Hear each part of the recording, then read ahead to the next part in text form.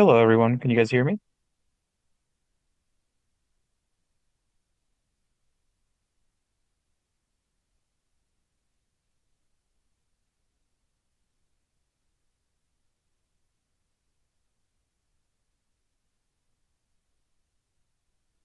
The Wednesday, June 10th, 2026 meeting of the Groveland Conservation Commission. Say aye. Aye. We don't have any remote members right now, but we'll keep an eye on that in case we do. Let's see.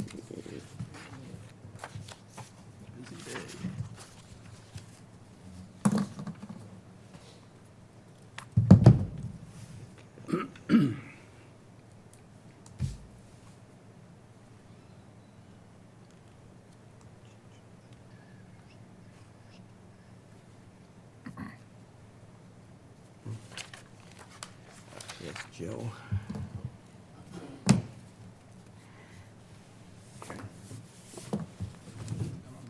All this stuff.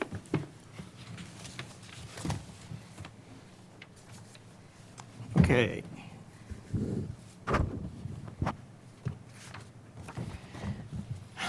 Your mic. First thing on the agenda tonight are public hearings. One is continued, and then we have a new one. So I'll make a motion to reopen the Groveland Notice of Intent for 414 Main Street addition. Second. Any questions on that? Hearing none. All in favor, say aye. Aye. Okay. All right, so we had discussed this last meeting. It's an application for a small addition to a two-family structure, and we weren't sure. It was claimed to be 73 feet away from the edge of the wetlands, and we had a site visit there on Saturday, did some measurements, and found that, I think we were all in agreement that it was at least 75 feet away, which would make it outside of the no-build zone for residential structures. So I think we're all set. You think? Okay. Yep. Yes. All right. All right, so somebody want to make a motion to approve that one? I'd like to make a motion that we approve the submission for the addition to 414 Main Street with the usual constraints about construction inside the 100-foot buffer. Yeah, erosion controls and. The usual. Is there a second? Okay, Bill seconds it. So, just have a question, John, do we have a DEP number for that one? Oh, we don't? I mean, I need to check. Hold on.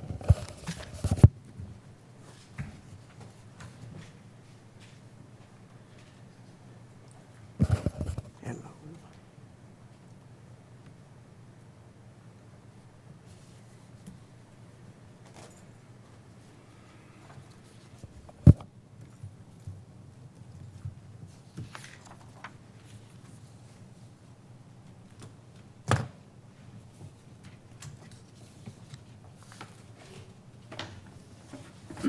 No, so this one was only submitted as a Groveland notice of intent. Oh, it's a Groveland notice of intent, that's right.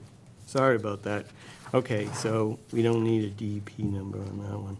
And we've got a document to sign before we leave tonight, so we can move that right along. All right, so we'll take a vote.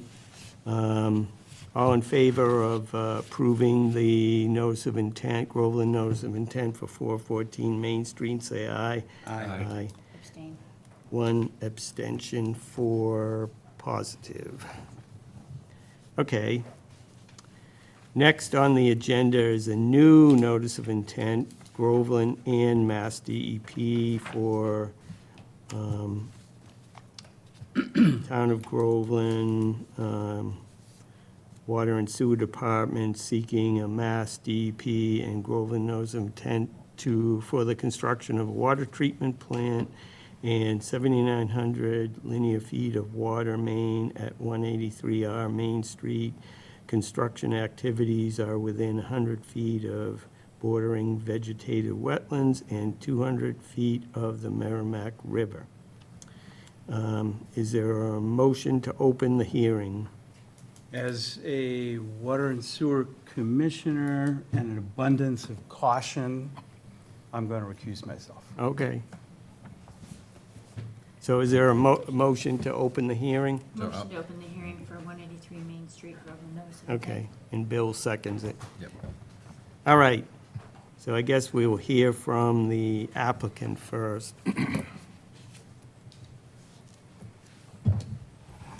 Good evening. I'm Alston Potts, first of all, Senior Project Manager with Apex Companies. We're the consultant helping the Water Department pull this new facility together. I'm joined virtually by Danielle Gallant, who's our wetlands specialist, who's actually going to be sharing the slides. So we'll test that. Yes. Good evening, Danielle Gallant here. All right, Danielle, do you mind trying to share? Sure. Thank you. Let's see here.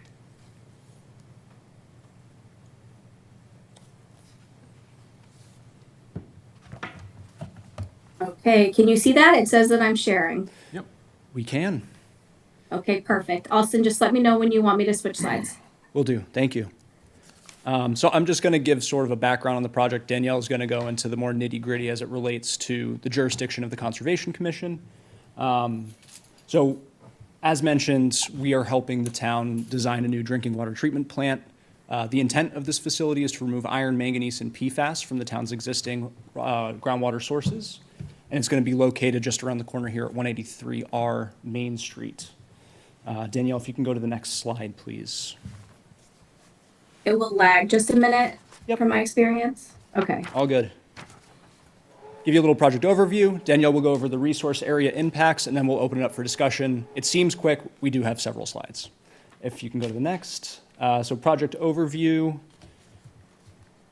I mentioned the need. So for a long time now, wells 1, 3, and 4, which are the 3 drinking water, groundwater wells in town that service the residents of Groveland, have high levels of iron and manganese. As residents of the town, you may or may not have experienced this yourselves. This was initially the driving factor in looking at building a treatment facility. And then back in April 2024, EPA released their National Public Drinking Water Standard for PFAS. So that's per and polyfluorinated alkyl substances. I'm sure we're all familiar with the buzzword at this point.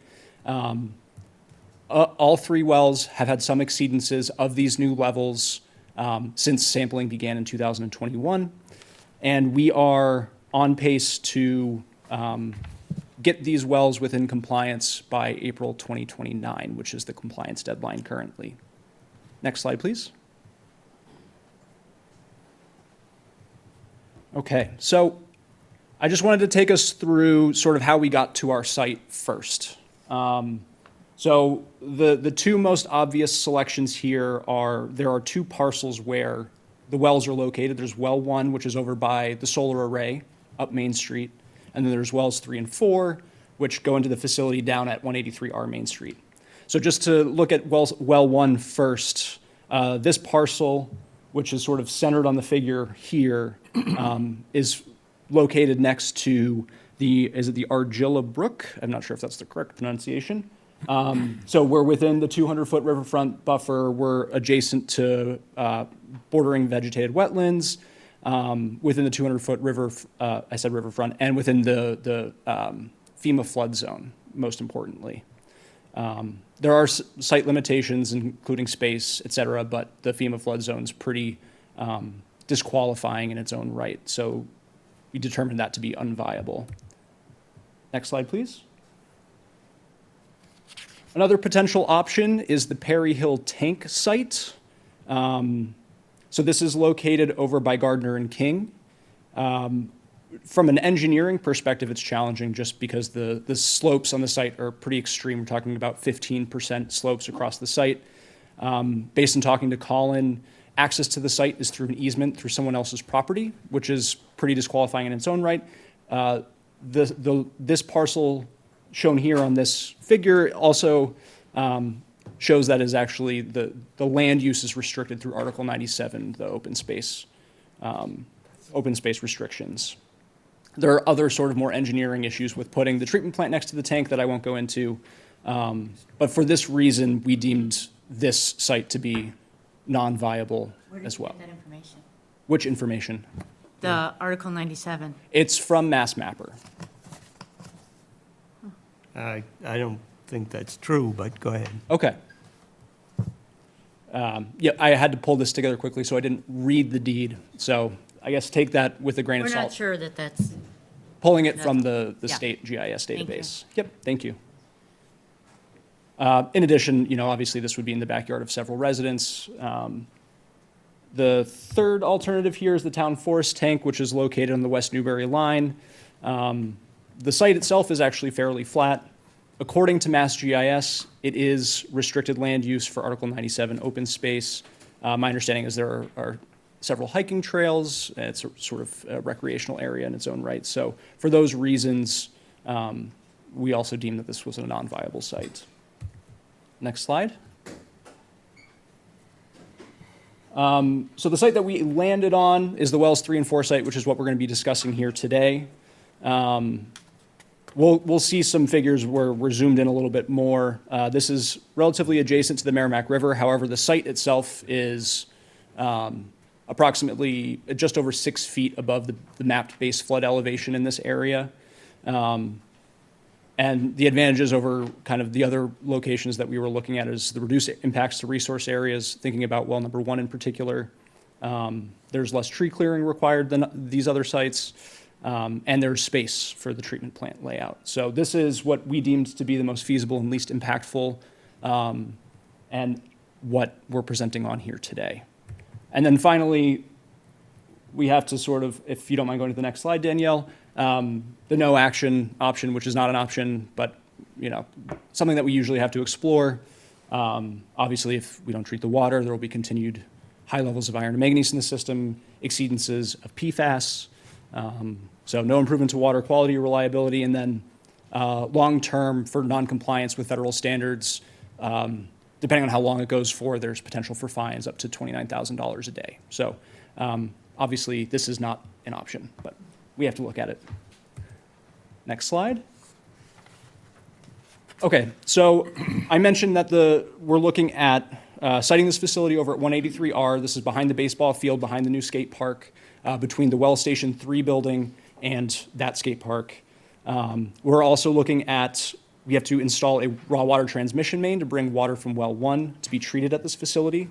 And that's going to run down most of Main Street. It's going to cross the intersection with the bridge and come down the Pines access road to the facility. Next slide.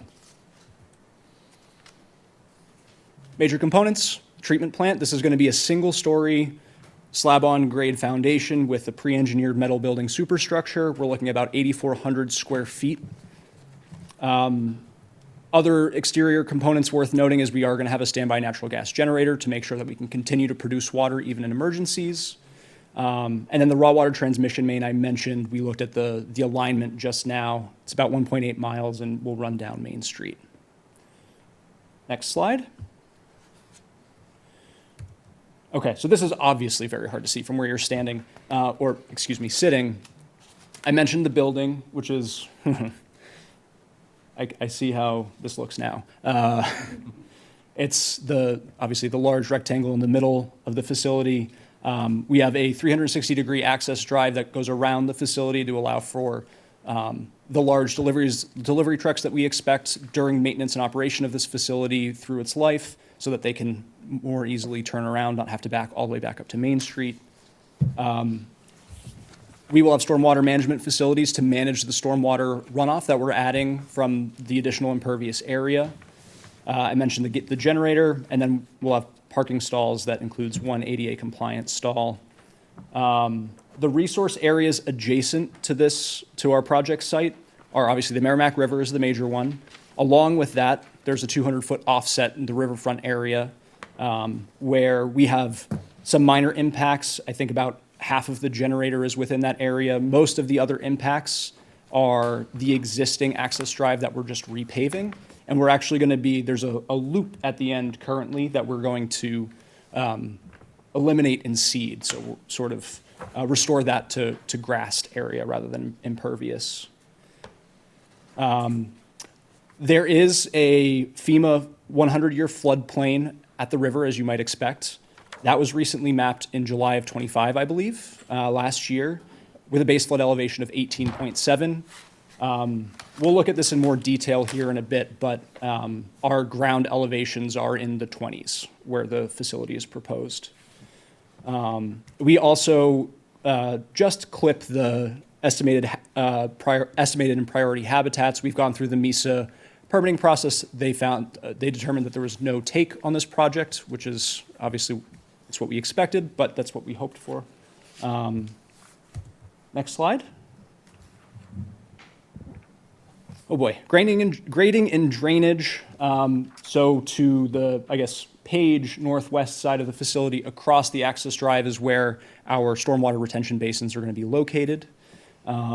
There's a conveyance swale that's going to wrap around the back side of the facility and drive runoff from that 360-degree driveway, sheet flow it into the swale, and then that will convey it to our management facilities. The bioretention basin does have a spillway, an emergency spillway, in the event of in a storm event that is beyond the scope of what the stormwater handbook requires. We also have process tank overflows that go into that, which are required by Mass DEP for this type of facility. Next slide.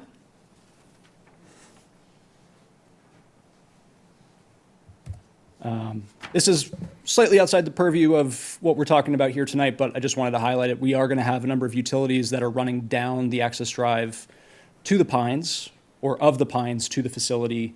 It includes water mains, as you might expect.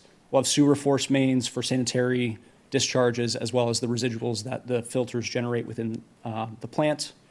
Duct banks for electrical and communication services, and then potentially a new natural gas service, though there's an existing one that we're going to try to reuse if it can feed the generator adequately. Next slide is very similar, a lot of the same stuff.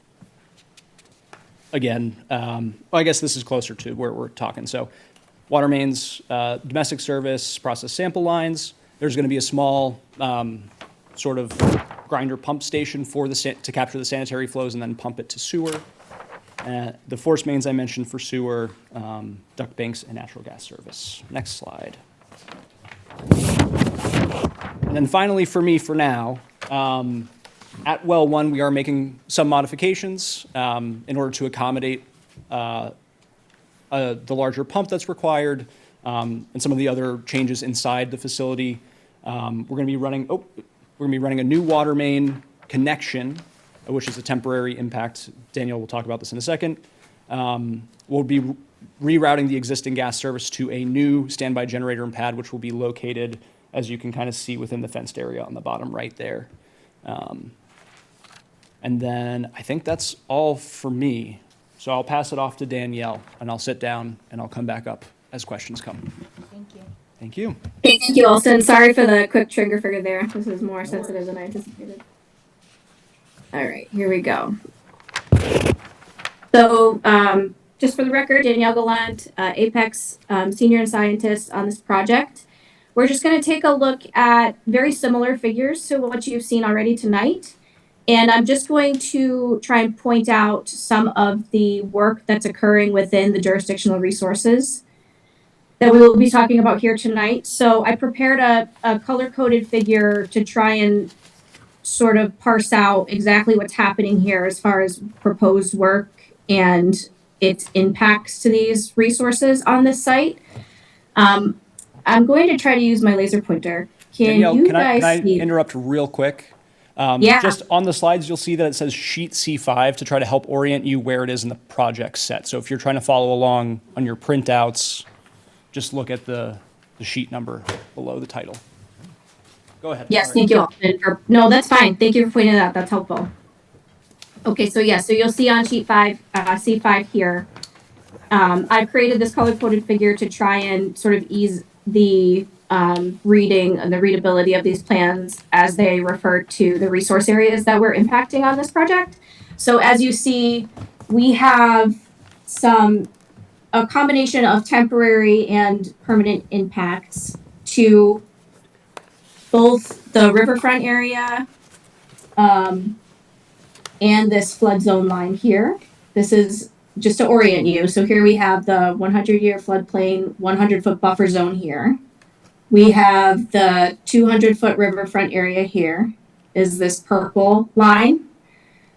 Then we have this hatched area, which is the natural heritage estimated and priority habitat line. Okay, so these are the resources and or their associated buffer zones that we are discussing here tonight, the impacts that we're discussing here tonight. So the work that you see in these areas here includes some tree clearing. Here is this sort of like cream orange color here. A permanent alteration from the installation of the generator pad here, as well as the widening, a very minor widening of the existing access road here in this red color. Then we have some temporary alteration from the repaving of the existing access road here, this yellow color.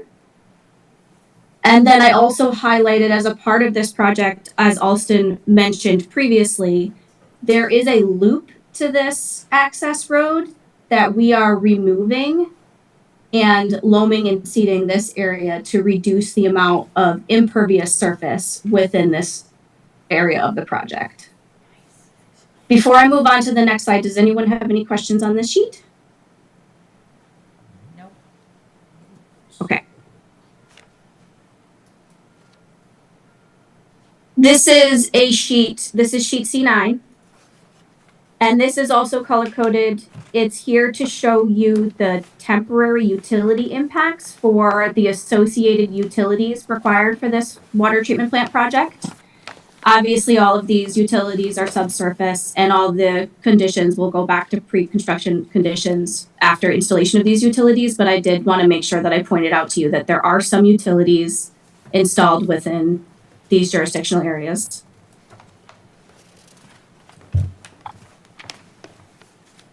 So, Alston, did you want to cover this slide by chance, since you created this really nice flood elevation slide? We had talked a little bit about this previously. I'd be happy to. Thank you.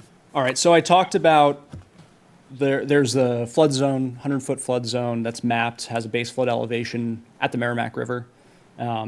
That base flood elevation, which is called out as BFE, just because it's a long title, is 18.7 feet.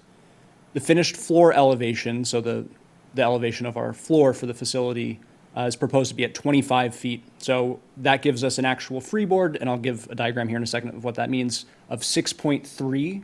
So we're essentially, our floor is 6.3 feet above that base flood elevation. According to the Federal Flood Risk Management Standard, which helps to guide us in these things, the required freeboard for a critical facility like this is 3 feet above the base flood elevation. If you can go to the next slide, Danielle, this just kind of highlights what I mean when I talk about the freeboard. So you can see there's that blue dash line on the bottom that represents our base flood elevation. And then DFE is their term, but consider that your finished floor.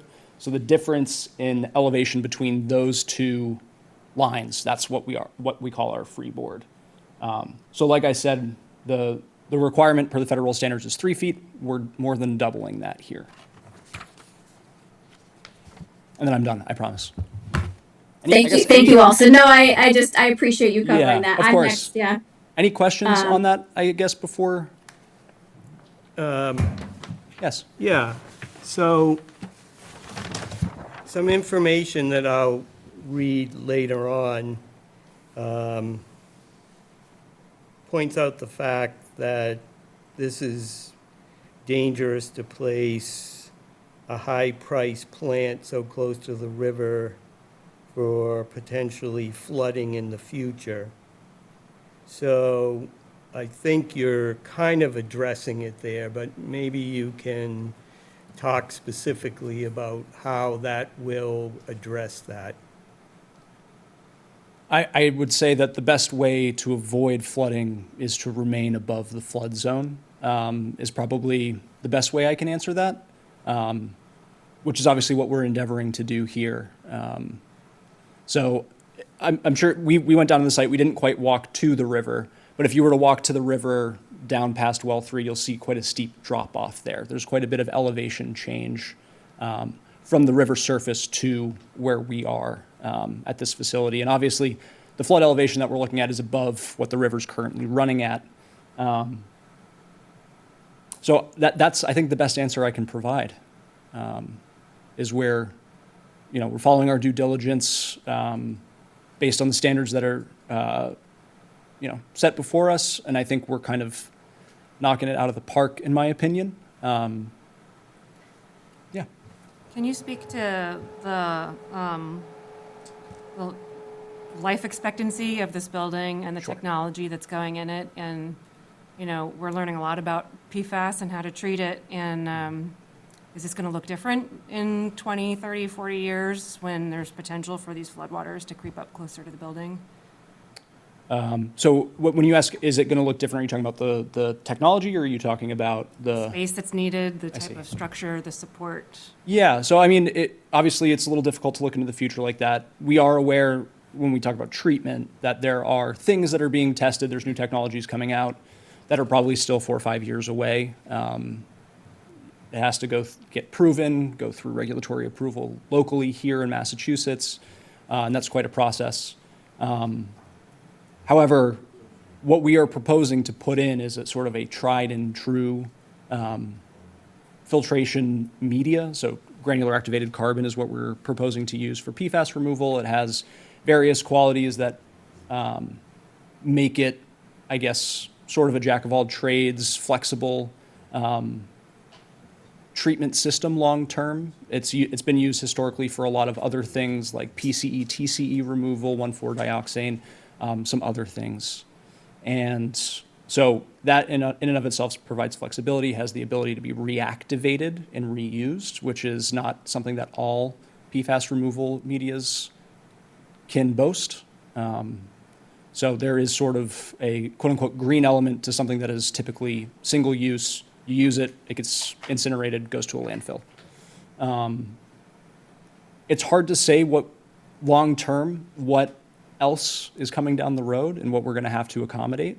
What we're doing as part of this facility is and this is obviously a little bit outside of Conservation Commission, but just for informational purposes, we include ways to maintain flexibility of the system. I think the filters themselves, they are sized for what is the media that requires the most volume. So if there's a new fangled media that comes down the road that is the silver bullet and it's perfect in every way, we have the space to accommodate that in these vessels.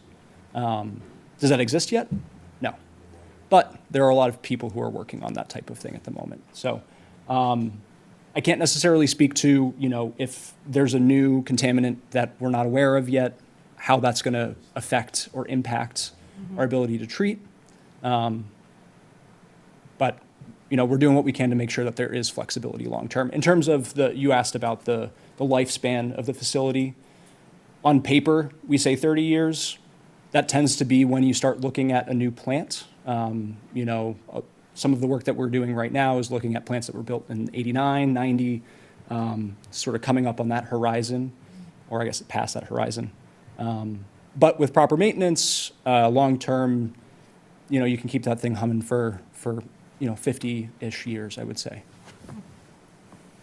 So during the site visit, I think we talked a little bit about potential flooding, even though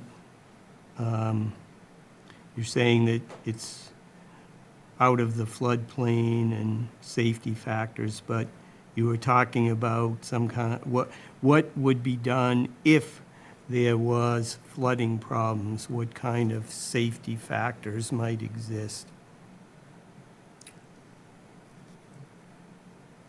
Kind of like I mentioned, the safety factor is just its position above the river. And Michael, that is the answer that I have for you. So we don't have currently in the design, there's no like temporary flood walls, anything of that nature. You could long-term construct a flood wall. That's something that we've done in coastal communities, usually for like a wastewater treatment plant because they have to be at a low point in the system.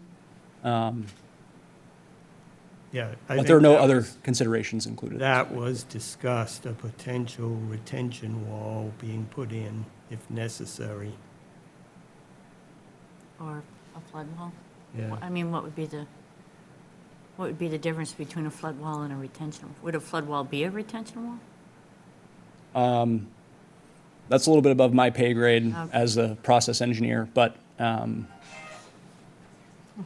worries. Just because we've had some pretty historic floods in town, so I Sure. think that's probably why we're asking about it. Understood. I mean, a flood wall, typically you would construct fully around the facility. They can be fairly expensive, millions of dollars Okay. to construct. A retention wall is not a term I'm familiar with as being different than a flood wall. Well, I don't think it was either flood wall or retention Sure, wall, but sure. the person who showed us the site said potentially a wall could be built around the facility if flooding was a problem. Certainly, that's possible. Was that me? Did I say that? I wasn't there on that, I mean, Were you there on Saturday? Yeah. Yeah, you did say that. Oh, I must be a chameleon. Sorry. Yeah, I didn't mean to be so flippant with that answer. Yeah, certainly that's something you could construct long-term if needed. Okay. If you were looking down the road and the river's rising, and you want to protect the facility, you could build a flood wall. The way it currently stands, based on, again, the safety factors that are in place, it's not something that we reasonably expect to occur. Yeah, so there's no way to predict in 30 years where it could be then, but under current guidelines, it seems to be in a safe spot. Correct. And I'm not the person who wrote those guidelines, but I can tell you that I know that they thought about looking into the future, and that's why those safety factors exist.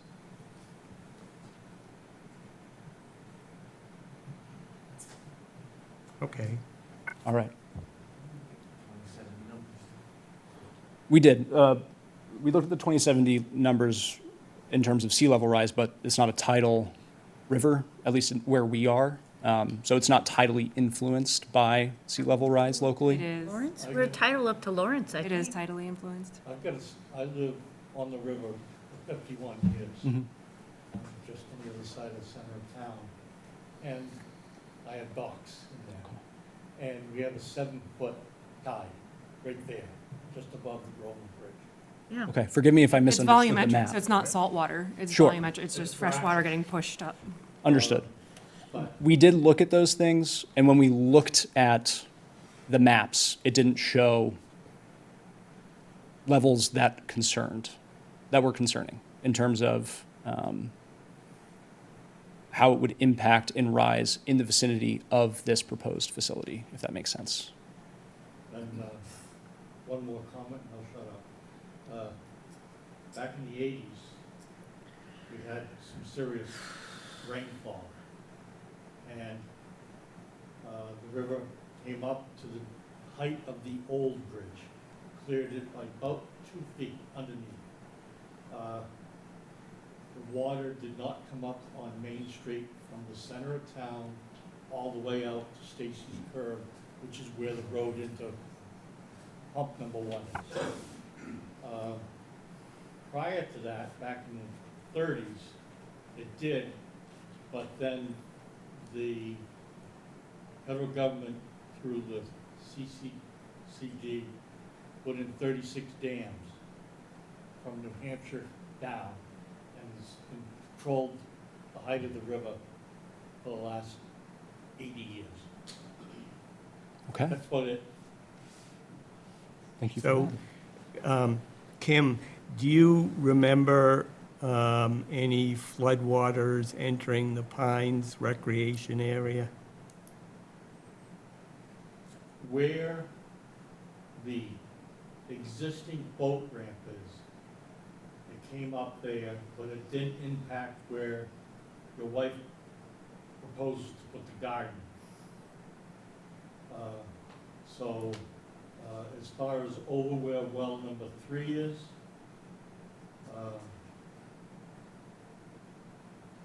no, I don't remember any impact there. The only other question I have is, you got this building, I assume you're building it on pile? No, it's going to go on a cast-in-place concrete foundation. Okay.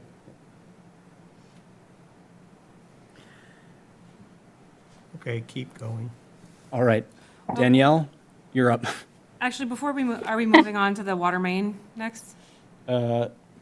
Next up would No, be, the next slide is moving to well 1 site. Okay, yeah, that's the main. And we will cover the water main, but it's not next. Okay, well, before we move on to that, can I ask a question about the concrete generator pad that's in the 200-foot riverfront area? Is there a reason why that has to be on the ground and can't be on the roof of the building? certainly not something that I've seen. I think it would just make it difficult to maintain. I also don't know what it would take to get it up there. The roof itself is sloped as it currently stands. And that thing needs to be maintained once a year. I can't speak to the vibration that it generates, and I guess no pun intended, and what that would do to the structure. It's probably not advisable, just as, again, not a electrical or structural engineer. Yeah, I think that's pretty common practice in commercial buildings. Is it? So I think it's worth looking into. I don't know how you deal with the sloped roof, but. Yeah. Flat roof, yeah. Yeah. I've got 2 generators going on 2-story buildings I'm completing in Medford right now, but. Flat roofs. construction, This. We're not climbing on the roof, sorry. They're talking this building being like a Butler building. I would be cautious with my weight walking. Climbing on the up roof there. of a Butler building. Plus, the generator that they would probably, I'm guessing, would be 4,000 pounds. Probably more. I think we're looking at a 500 kilowatt hour generator. Okay, 500, okay, in that case, you're looking at 8,000 to 10,000 pounds. You'd have to end up building an entire structural assembly. I hear you. Okay. So they're asking for a waiver on that. Yeah, well, there's a lot of space here, though, and I feel like that's a pollution pathway Risk. into the river. Absolutely, yeah. Servicing that thing, filling it with fuel. So Where else Well, can that It's a go? natural gas. gas generator. Natural gas. Yep.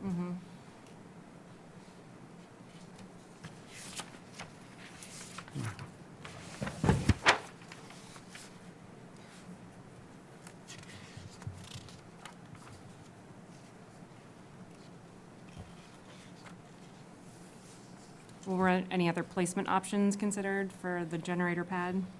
We did look around a little bit. So part of the reason, part of the reason why, let me go to a slide. Oh, I'm not controlling this, never mind. Part of the reason why it is where it is because we want the generator and the utility transformer to be near the electrical room. So the electrical room is located in that sort of nearby, I'm not looking at the plans, but Page North, quote unquote, corner. Pulled it up. I pulled it up, Austin. Oh, wonderful. So the electrical room is located on that top corner of the building.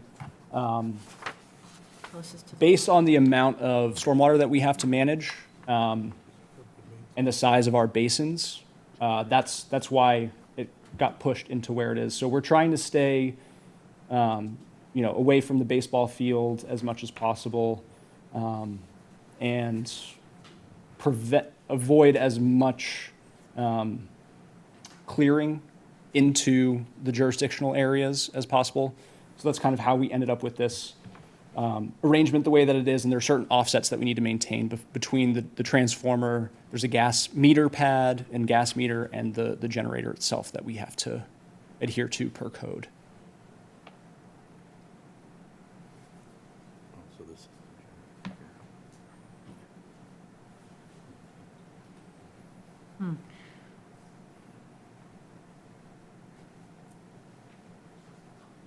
All right, let's keep going, because it's kind of going on kind of long. And I Okay. would like to, also, since there's so many people here, I would like to allow any other comments from anybody who wants to make them. So, I don't know, we may have to continue it till next meeting, I'm not sure, but why don't you keep going and All we'll right. see. Danielle will pick it up. I'll go sit down. Yep. Sure. Sure. Okay, so we're going to move on to sheet C10. This is showing you the work that is proposed at the well 1 site to incorporate moving the water from well 1 up to the new water treatment plant. I color coded this sheet as well for you, so you'll see that the yellow lines are the temporary impacts due to utility installations. And you will see that in red, there's the permanent impact from the proposed generator pad on this site. And that's proposed within riverfront area. And just to clarify too, so you will not see a 200-foot riverfront line or the floodplain elevation line on this sheet, simply because this site is entirely encompassed by it. So it's not on here because it's off sheet. This whole area. Yeah.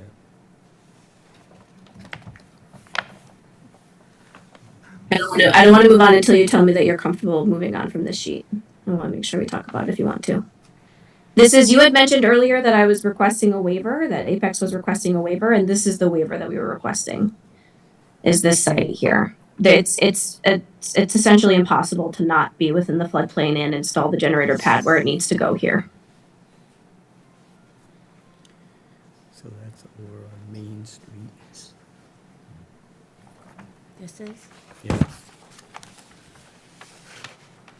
Yeah, so I'll go to the next slide only so that you can see its juxtaposition to Main Street. So here's Main Street, and then there's this access, let me put my little red pointer on here. So here's Main Street, and then we have an access road that goes down to this existing well site here. So then if I go back a slide, you'll see that building that we just looked at on the other side at the end of the access road, and this is that same area. There's an existing access road here.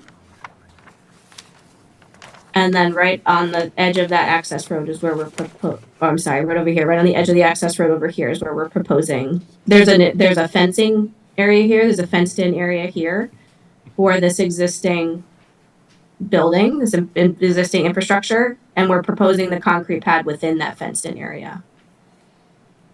Do these wells not already have existing generators? I mean, they need to pump. So we're kind of talking about something that's already exists.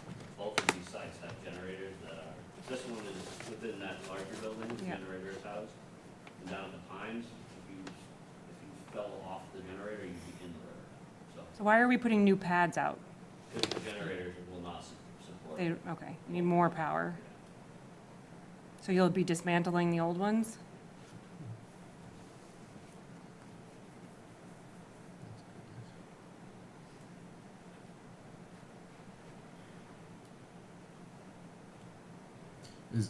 Is the dismantling a part of this project, or, Yes. okay. Just, might want to add that as benefit, that thought as well. okay, Yeah. because that's goodness. Yes. Yeah, I guess, actually, I don't know if that'll pick me up. Down at well station 3, inside the existing fenced area, we didn't really walk much around well 3, that pump station. There's a electrical transformer pad and the generator located in that enclosure. Both of those are coming out. So we're sort of trading that square footage with the proposed generator. So No, I'll go sit down. Again, that's goodness. Yes. I appreciate that input, Alston. I need to go take a look at this. Are there mitigation things that we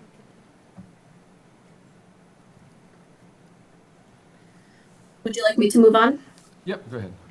Okay. So this, we're gonna the next few slides are covering the proposed water main impacts. And as an overall comment here, the water main is proposed within existing roadways and access roadways. And all of the proposed impacts are temporary in nature as they will go back to pre-construction conditions. So I won't talk in detail specifically about exactly what's happening unless you have specific questions, but I will show you the overview on these plans and indicate which sheet they are on so you can follow along. So this is sheet C1 Yeah. where so we're proposing. there are oh, two C1s. I realized as I was making this presentation, they should have been W1s. So if you go to the end of the treatment plant project sheets, down to like C10, and flip one more page, or two, or three. Oh, W1. They are, okay. The set I was looking at earlier, so W1 is C1 in this case. Okay. Apologies for the confusion. Thank you. Yep.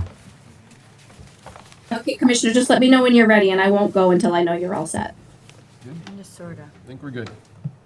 Okay, so this is sheet W1, and this is showing the installation of the water main within the access road and onto Main Street. Then we move up Main Street, continue up. Is this also sheet C1, Alston? I think it's the bottom of sheet C1, or W1, I suppose. Everything from now on, Danielle, is W. Okay, perfect. All right. So then sheet W2 will continue down, or I guess up Main Street. Okay.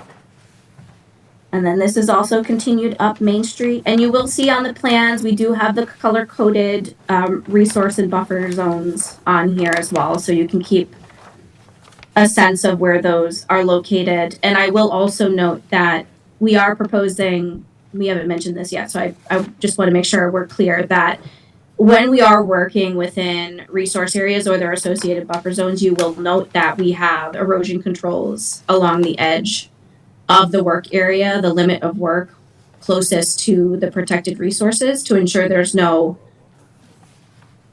movement of material into associated resource areas or their buffer zones. We're going to continue up Main Street now. Still the water main is within the roadway here. And then it continues here. And this is the last area of water main that is proposed within any jurisdictional resource area. It then continues on to the well 2 and 3 site outside of resource areas. And that's it. That's all we have for Okay, tonight. so I think that what I'd like to do is continue this to our next meeting because I think we've got a lot of questions. This is a pretty complicated project here, and I know I have a lot of some questions. I'm sure the other commissioners do too. But I would like to let any residents who chose to come tonight, if you want to make any comments for us to get into the record, come up to the podium and just give your name and address and tell us what your thoughts are. Can I just ask Yep. Apex one? So, what kind of timelines are you looking at? So if we continue this, it's a month. Yep. It could go further if, So I appreciate you asking that question. This project we do have funding through the state revolving fund, and we have a hard deadline to have a shovel-ready product for, I believe it's October 2nd is the deadline this year. So I don't think that continuing this would jeopardize that. And I want to make sure that you all are comfortable, obviously, with what we're proposing to do. So, Okay, thank you. Yep.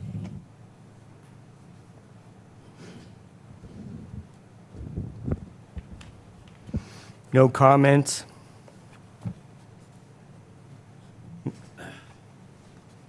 Excuse my throat. I'm Greg Pippin. I live at 350 Main Street. Just general questions. If we go through this process, when would it begin and when would it end, the project? Do we know? Yeah, after, Is it okay if I answer that question? Yeah, go ahead. You're talking about the project schedule overall? Yeah. Okay. please. So right now, like I mentioned, we're trying to be shovel-ready for October 2nd. Then we have to wait for Mass DEP to review the documents, approve us to go to bid. We're looking to go to bid, hopefully January, February, maybe earlier. It'll be essentially as soon as they give us the green light. The bidding process will take 3.5 months to then get under contract with the contractor. So let's say that brings us into May of 2027, and the performance period for the project is about 30 months. So we're looking at plus 2 years, plus 6 months. That's, well, actually, we're going to try to hit it sooner than that, but we need to be ready for April 2029. Right. Is what we're trying to hit, right? So, So what do you see for the impact on putting the water main in? In That's term- the part that's gonna probably affect most people. sure. in town. That'll kind of hit home the most because we'll be in front of many people's homes. In terms of, so the installation of the water main, I think from start to finish, and not quite final paving, I don't know where Arthur is, not quite final paving, Arthur will finish the paving for us. About 6 months. That doesn't mean that the road in one location is going to be open for 6 months. We have, almost 2 miles of water main to put in, so we'll be trudging down that pathway for about that time. And then we'll have to wait 1 year for the final top. Yep. Let it settle for a year and then the final top. That's the industry that is. Yep. So in the submission, as far as alternate sites, you didn't talk about the Gardner Street or the Town Forest site. Did you add that after? After our that? conversation on Saturday, yeah, I After our wanted site to visit, cover our right? bases, Yep. essentially. Okay. And so is that in supplemental things that we get, or? It was just in this presentation, so, it was a reaction to sort of the conversation that we had. I knew it was going to come up, so I wanted to make sure that we talked about it. Okay. So can you provide some written documentation on those two alternatives? And I'll read the deeds first.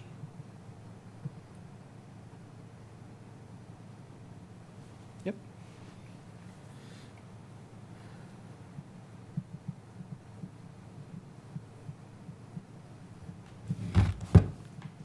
Okay, so I'm going to motion that we, There was one more. oh, Were you going to speak?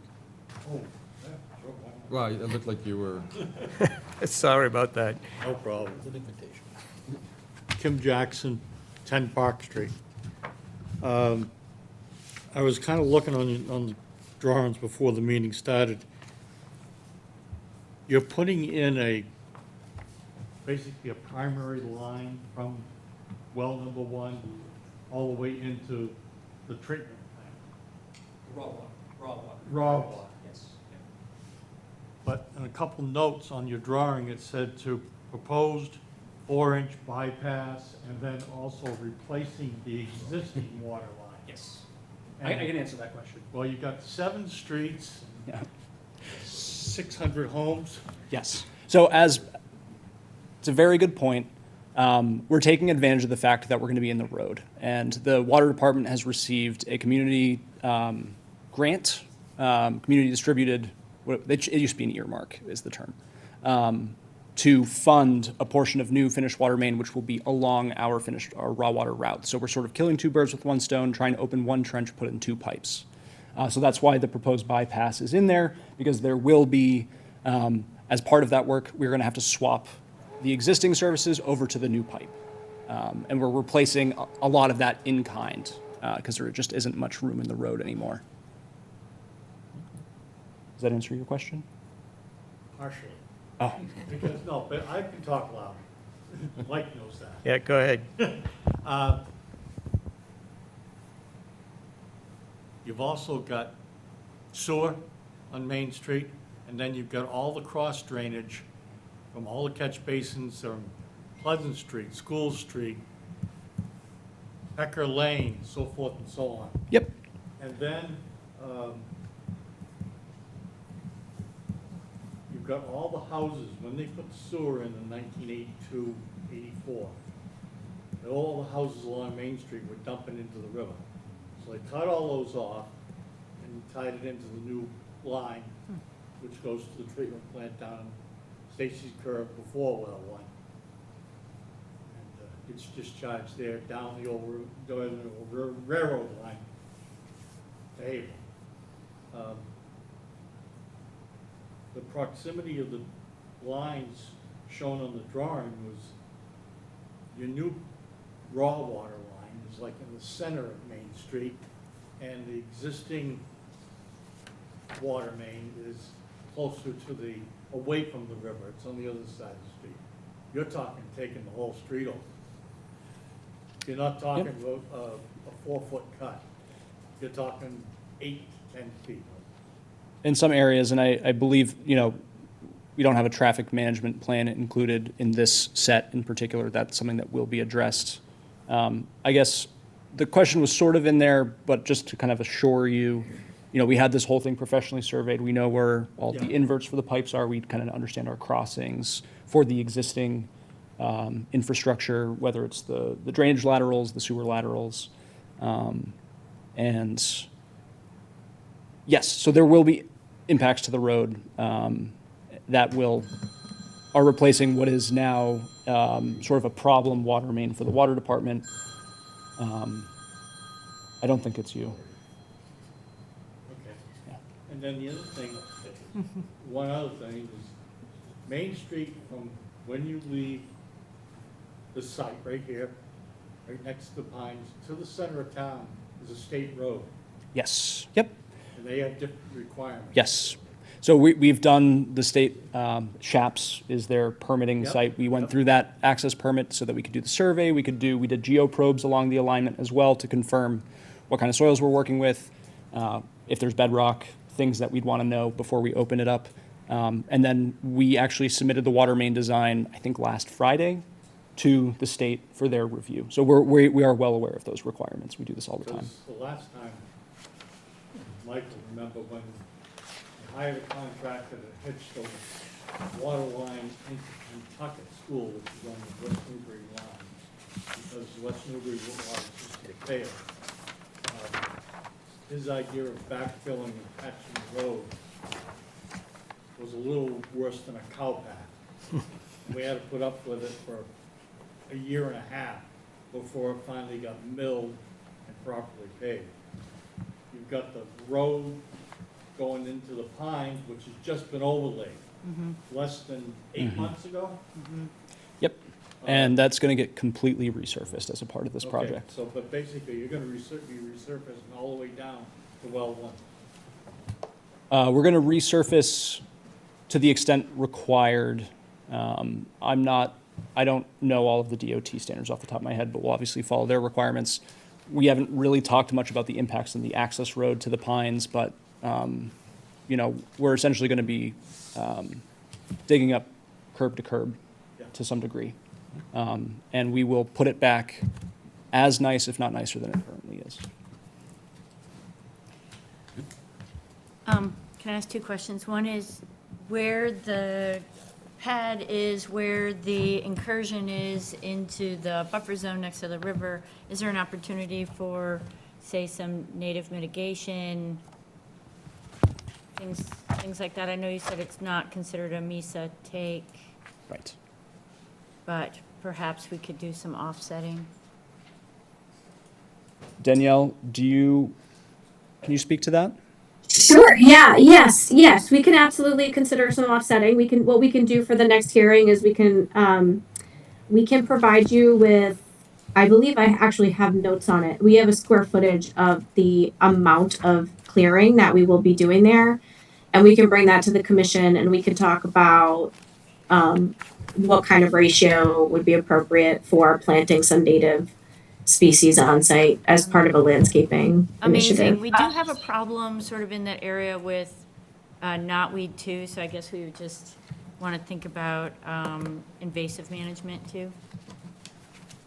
Sure, it is, I do just want to emphasize that it's a very, very small amount of clearing, so we'll ensure, as part of the clearing process that, and also, in addition to where we're clearing, we are putting, utilities and facilities there, so the potential for grow back of something like a knotweed is very unlikely. Okay. And, we can be very intentional with what we plant there for you once we come up with that square footage. Okay, great. I had to leave before the site visit. Is it possible to schedule something with you or? It sure is. Do you like weekdays? Yeah, I mean, Okay. I can get your card and maybe we can negotiate something. Okay, that'd be great. That's Thanks. totally fine. Happy to do that. Okay, so I'm going to make a motion to continue the hearing till our next meeting on July 8th. Second. Any questions on that? All in favor, say aye. Aye. Aye. Thank you, Danielle. Thank you very much for your time. Have a good night. You too. Okay, so we're going to move right on to our public meetings, and Terry will rejoin us here. So the first public meeting regards a continuation for a request for determination under the bylaw and Mass DEP for a street paving project by the town of Groveland and along King Street, Katy Lane, Kingsway, Center Street, between Seven Star Road and Bear Hill Road, Wilbert, Deer Run, Doris Street, with several sections being near the 100-foot buffer. So we had opened this at our last meeting and then continued to wait for advertising. And so we got all the records of advertising, okay. All right, so we'll turn it over to Arthur Marcos to give us an update on it. Hello, so this is our filing for conservation. This is, I did this last year. We are in our second year of a 3-year paving contract with our paver that's out there that does not only paving, does the reclaiming and the milling of the roads. So upon, in compliance with our pavement management program, we chose particular roads, and I spoke with our conservation officer and let him know the areas the roads that we want to pave and which ones, any of our activity is going to be impacting any resource areas. So at that point, we mapped them out, and then I gave it to our contractor, the maps to put in some straw wattles and silt sacks and catch basins in those exact areas.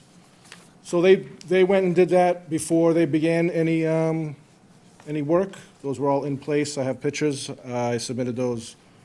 John to let them know that that stuff was in place before they started, and then they'll stay in place until the grass grows. And those are not in all these areas. There's 3 areas. Only 3 streets of all these streets that we did. It's a small area. There's an area on King Street. There's an area on Center Street, and then there's an area on Deer Run, where if you do visit the site, there's straw wattles there now that protect any sedimentation. But also our contractor, as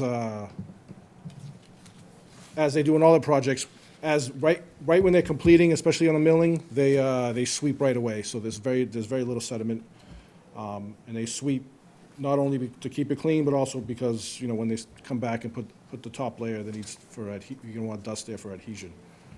So we are We've completed the 4 streets that were, had to be reclaimed, which was Wilbert, Doris, Deer Run, and what was the other road, right off of Salem Street we did, Dana.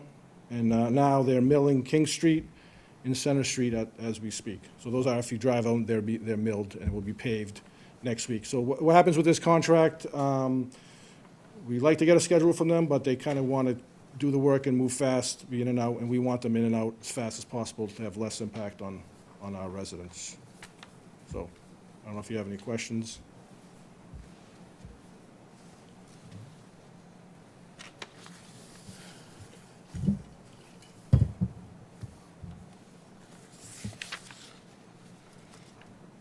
Questions?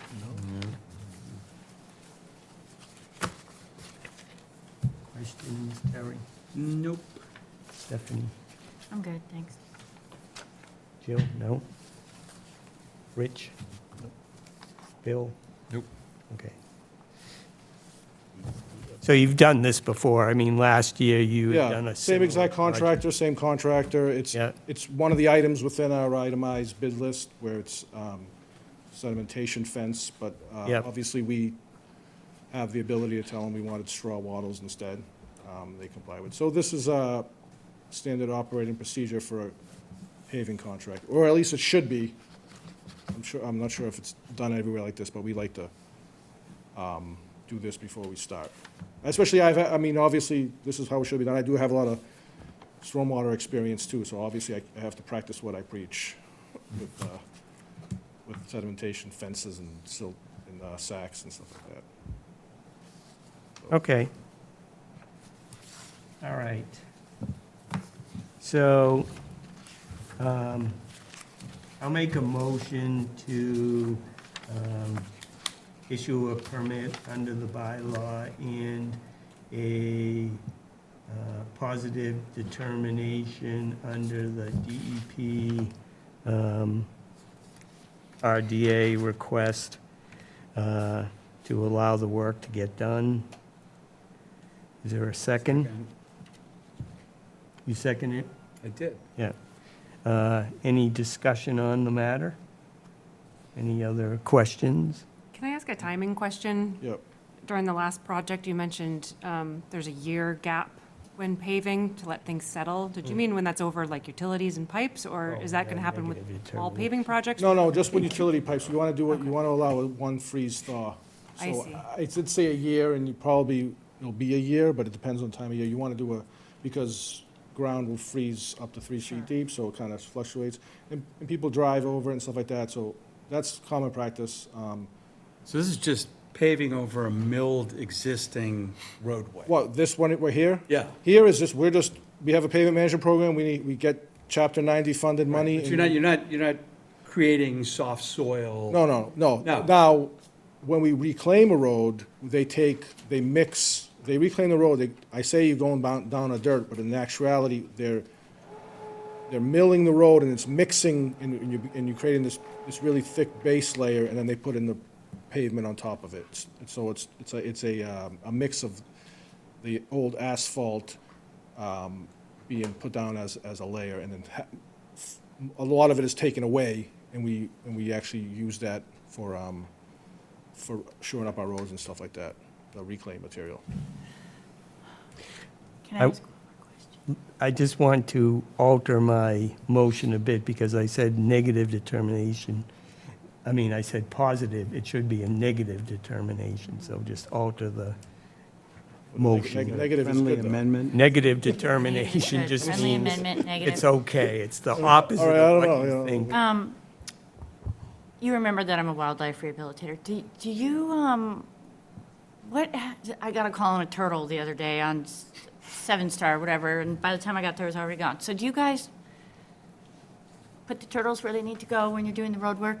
Oh, look, I'll tell you that, I don't think, judging on the personality of these workers out I see in the field, I don't think they want to kill any turtles. No, I know, but I know that and it is disruptive, obviously, you're doing work in a road, so I've not seen any, I've not just actually. that they're crossing. Yeah, I've not seen anything, I mean, obviously, I think it goes without saying, I think they would not do anything malicious, but I think, Oh, no, It's- that's not what I'm trying to say. I'm just, no, but it's a good conversation to have with the contractor too, saying like, obviously, you know, you want to keep the, if there's wildlife that's coming out. yeah. Yeah. And if you need help with the turtle, you can call me. Well, we'll take a picture and call you on, say, turtle for pickup. You know how to find me. Yep. All right. I guess we're ready to take a vote. All in favor of issuing a negative determination and a permit for the street paving filed by the town of Groveland for the aforementioned streets and roads, say aye. Aye. Opposed? None. Okay. So, John, make sure before we leave, line up all the stuff we're supposed to sign, so all our members get some of this stuff signed, right? Because we've got about like 5 or 6 things to sign, okay? And this being one of them. All right, thank you. So hopefully I'll see you next year. We get some more roads done. Thank you, Arthur. Yep, bye. All right, moving on then to another continued meeting from last month. This was a request for a Groveland determination of applicability for One Federal Way to construct a 42-foot by 90-foot addition to an existing commercial structure within the proposed addition located outside of the delineated wetland area. Okay, so we did a site visit on this site last Saturday, and let's see, this is number 3. That's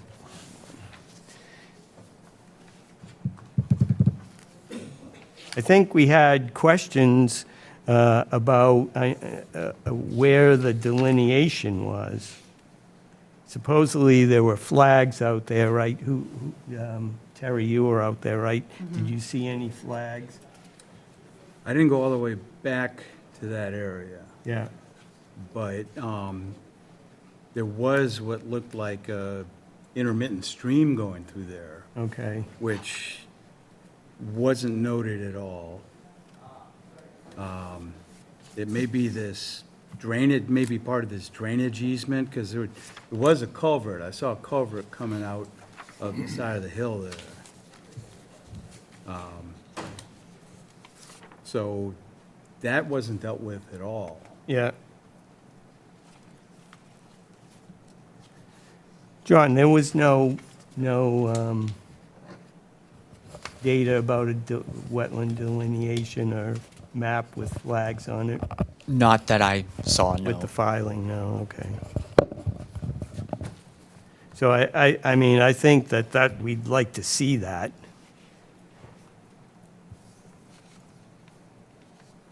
Does the applicant have the data on the wetland delineation? The wetlands, Wetland delineation? we had a wetland scientist out there and determined where the wetlands were. Yeah, do you have And his, that locked onto a plan that I submitted. Is that this thing here, Mike? Yeah. Showing that we were 109 feet away.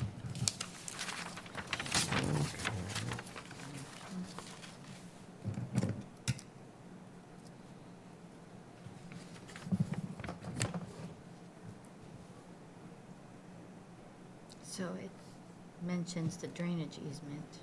Well, that just mentions the easement. It doesn't say anything about, There is What's a actually- drainage easement that goes through where you were, I was there. there's a culvert that comes out of the side of the hill there.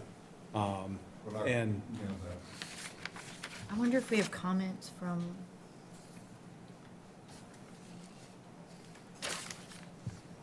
this person.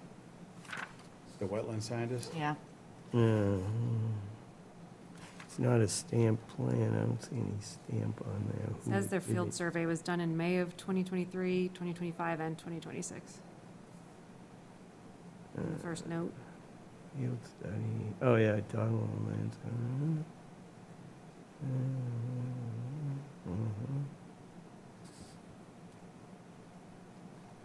I see, yeah, okay.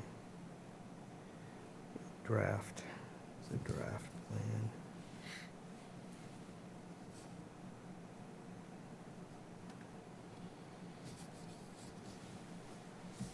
I mean, even if it's a drainage culvert and it's acting like a wetland. He doesn't talk about that. So, I guess we could request the person who did that plan to come in and answer our questions, right? Yeah, or at least we could get the notes. The wetland scientist? Yeah. We did that. See, the whole thing started when I went and, I'm sorry. Yeah, When I went in and talked to John, I didn't know anything about the wetland thing. Yep. He said to me, where are the wetlands? And I said, well, I thought that's what you guys do. I thought you went out and told me, no, we don't do that. no, All right? You need to get a wetland scientist, okay? right, So we went out and paid for a wetland scientist. He came over and he did cores. You can't just look and see wetland. You gotta do Right. cores and tells you what the yeah, there's subsoil. a You bunch guys of know. different indicators, So right? we had him do that, and he put the markings on the print for us, and then we used that to submit. And then a couple days, now I asked him that because I said, I want to know 100% if you think this is going to be okay, because I'm going to tell my customers to go ahead and order the plans and start with the trees. So the plans are $4,000. So I said, John said we're 109 feet away, so we're okay. So start the procedure. So they went out and they called Morton Steel Building and told them to start the plans. Once you Yeah. start the plans, we've spent $4,000 already. Then they went and took some trees down. John called me a couple days, emailed me a couple days later and said, it's 109 feet, you're beyond the wetlands, but maybe we should do some type of determination. And I asked him again, I said, so with this determination, are we pretty much sure? Because I don't want to tell them to spend the money if the only problem I would have had with this whole project was right here, conservation. That's why I came to you guys first, Yep, all right? We do. But I don't want people to spend money on, Right, but we need final plans to make a determination of what's going on, because you can't give us, just, being facetious, handwritten drawing and say it'll be about here, about here. We need final plans, final plans of the building? yes, so that we know exactly where, When you say final plans, you mean like the limits of the Yeah. building? You don't need to know where the electrical, No, I the don't know. plumbing, We and any of need that to know stuff. where You just need to know exactly that- what corner, what corner, what corner, what corner. Yeah, yeah, but, okay. so. We can so do that, but it's gonna show exactly what I already submitted. It's gonna show, That may be true, but this, what we see here says draft. Draft means it can change, right? yeah, that's why you do an as-built afterwards, to make sure, when I do foundations, I have to do that. I have to propose where it's gonna go, and then before I start the building, I have to show that it's actually where we proposed it was gonna go. Right, but, I understand, but we need plans to say. The same thing will be, hold true for this too, Yeah, but, right? So, What he's saying is even when we submit our permit application to the building department after we go through the process with you guys, it's still gonna say proposed on the sheet of the final plan. right, it'll say that up until And the then point where you once we actually have put it in. The foundation put in, then it will be resurveyed and shown in as-built. of where Yes. The foundation is actually placed on. the yeah, property. that's no different, that's no different than everything else that comes Exactly. before us. That's fine, we don't have any trouble with that. I think the biggest thing that we want to make sure of, and when we went out and looked at it, we're not sure where that wetland buffer is. Even though we've got this draft plan put together by the wetland scientist, it doesn't seem like it relates to what's out there. So I think that we might be able to solve it, because the other option would be that we say, issue a positive determination, and we say you have to file a notice of intent, which I don't think you want to do. So I think if you had the Dauderlo come in here at our next meeting and answer our questions Okay. about it, we might be able to. So do you want me to have that document changed by him to say? Well, yeah, Mike, can I suggest Yep. maybe just another site visit with the wetland scientist? Yeah, there that to could say, work, too. You know, because that way it can We be could done do that, sooner. Yeah. You don't have to. Well, wait. it- I want to No, make but- sure it's right. Yeah. it won't be But I don't done wanna waste sooner, my- but Yeah, so, it won't be done sooner. But I'd still. but it may prevent it from being done later. Oh, yeah, no, I'm not against it, I'm just saying, Yeah. you know, I don't want to promise something that we can't Right, but deliver. if we meet with him, take another look with him so he can, I don't Yeah. want to say defend, but explain what he did and why he did Yeah, it. and show us Then when on we the feet come in to the next field. meeting, it's going to be like, oh, yeah, Right. Okay. But also some documentation Yeah, I'd like to see the notes. for the culvert and. right. And then he would be there to explain that, why that wasn't included on this document. Maybe he could bring us the copy of this. Yeah, right, Yeah. or he could get it to Documentation. us by the next meeting. But I That think makes sense. feet on the ground I'm with, good with I think that. that's a great idea. I'll need to know that anyway, especially for the culvert thing, because I'm gonna need to know where I'm gonna put the hay log and silt fence and stuff too. Because I don't want to affect that area either, even though it's not considered wetland. well, it might be considered. Well, he would have put intermittent flags. stream, They go until they don't find, the soil. right. Yeah. So, No, it should all just. no, it's make perfect fine, sense yeah. when We'll he's do there. that. I'd rather be safe than sorry. Yeah. We appreciate that. Yeah. I've been doing it for half a century, so I've done enough sorry. I just like safe You now. filled up your quota for sorry. Yeah. huh? Thank you. Yep. When do So you want what, to do it? What date are we looking at? If we want to do a Saturday, we could do June 20. In the morning? Oh, no, I can't do that day. The 27th, how about the 27th? Yes. If we do it, I still have puppy class at 10:15. All right, we Do can, it early. Are you talking about the date to meet out there or the Yeah. date of the next meeting? next meeting for us How about is 8:30? July 9th. Yeah, that's okay, So the 27th would be almost 2 weeks. Oh, yeah. right. 8:30 on the 27th? Oh, okay. I just want to bring it to a conclusion because they've already. spent- Yeah, no, So do we we. do too. One concern I have is My son. if we can, I'm Ray, sorry. If we can get the wetland scientists out there on the day that you guys are proposing. Yes. That's what we want. Well, no, I know. No, what I'm saying is, yes, you should determine that. Okay, And then you should tell us. so who do we get in touch with for that? John? Okay, perfect. All right, I just wanted to make sure. No, you're absolutely right. All right. I mean, we can all agree to meet, and he's Yeah. like, no, I'm getting married that day. Actually, could we make it 9 o'clock? I'm so sorry. Yes. Can we do 9 o'clock on the 27th? Okay. Sure. 27. All right, so we'll schedule a tentative site visit with the wetland scientist on June 27th at 9 a.m. And One federal. I'll make a motion to continue the meeting to July 8th. Second. All in favor? Aye. Aye. Okay. So on that plan, right, Yeah. that you have. Yep. It says something on it that you want me to change to be more of a valid plan. What does it say? It says draft. All right, so we wanted to say, Well, just take it off of there. Typically, you don't, okay. yeah.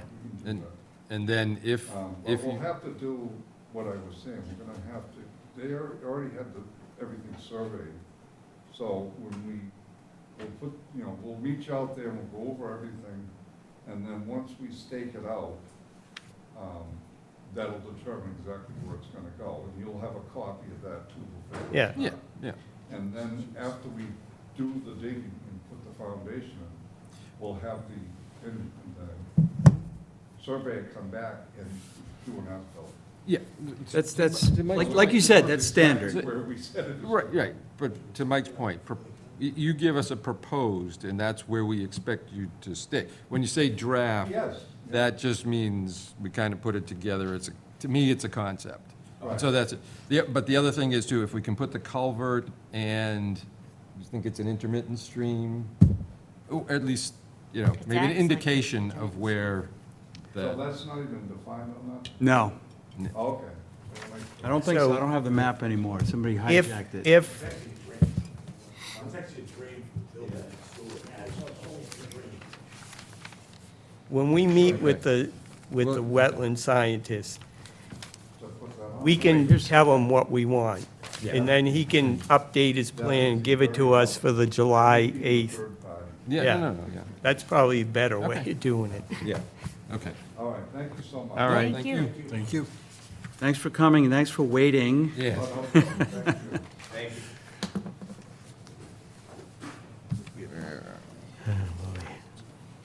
All right, next, we have a presentation by the Innis Land Strategies Group on 46 Washington Street.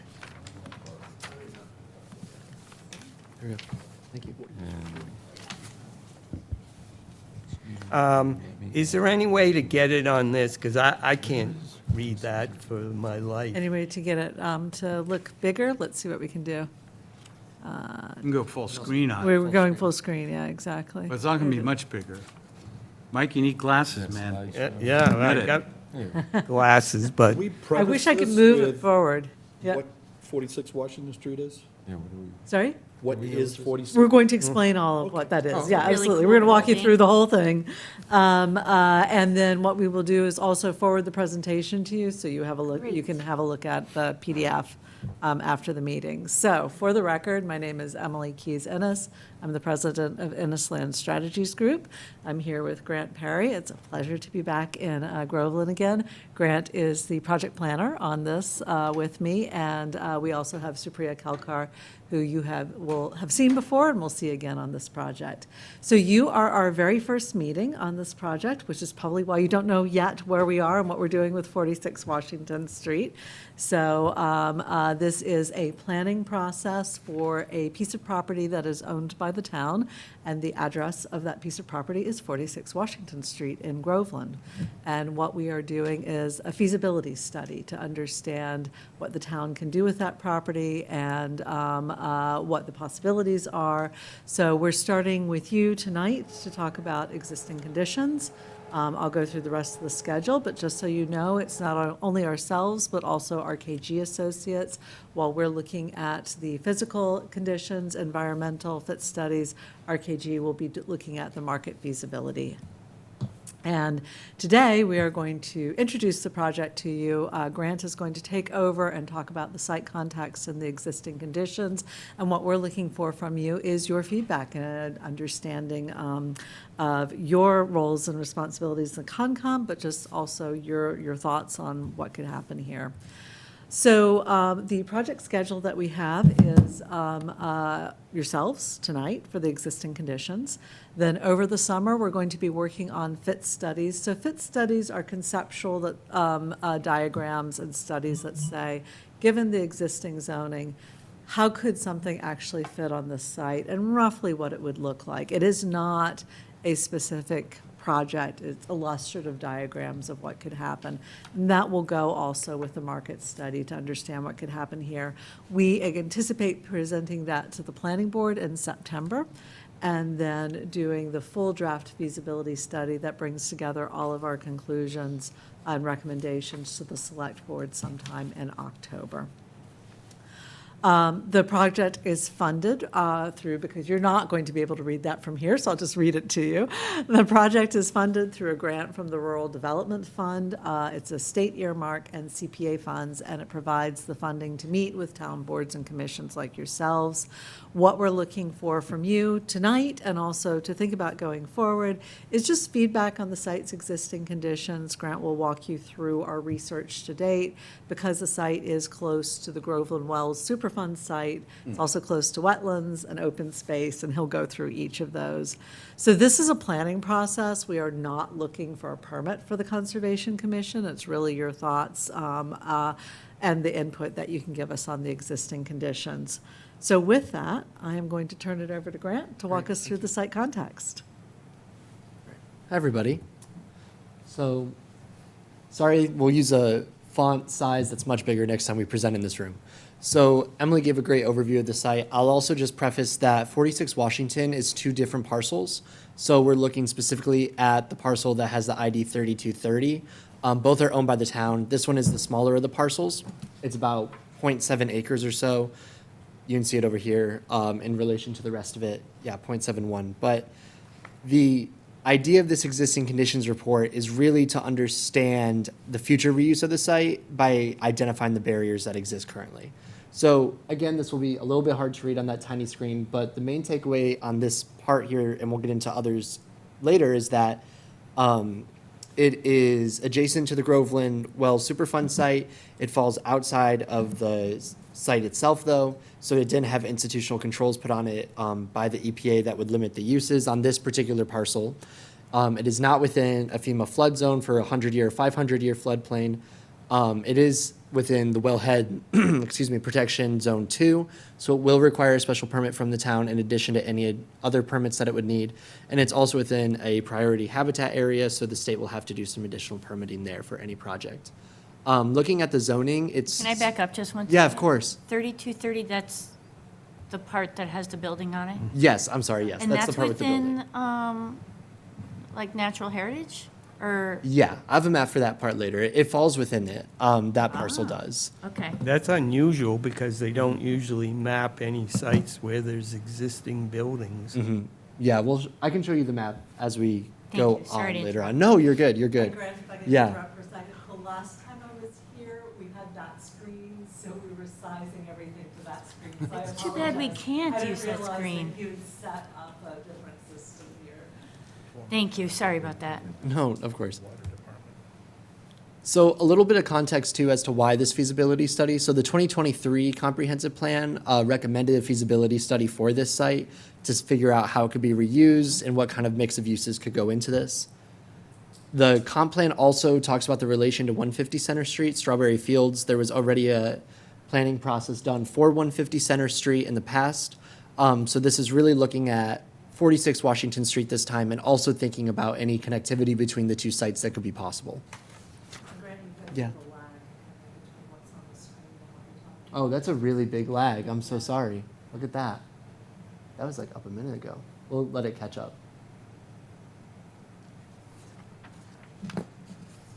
That is really slow. That beautiful comprehensive plan.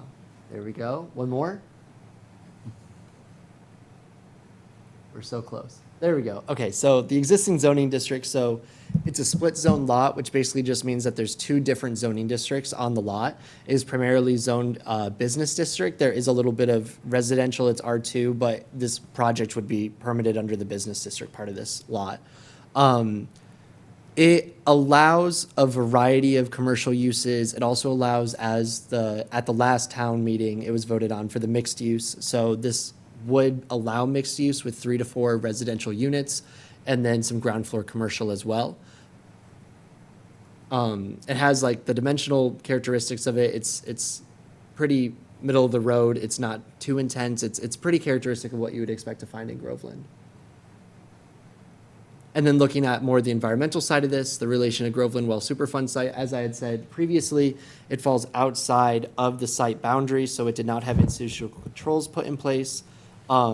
Like this other parcel within 46 Washington Street. This other parcel, if it ever comes up for 46 Washington, that one does have institutional controls in place, but this parcel does not.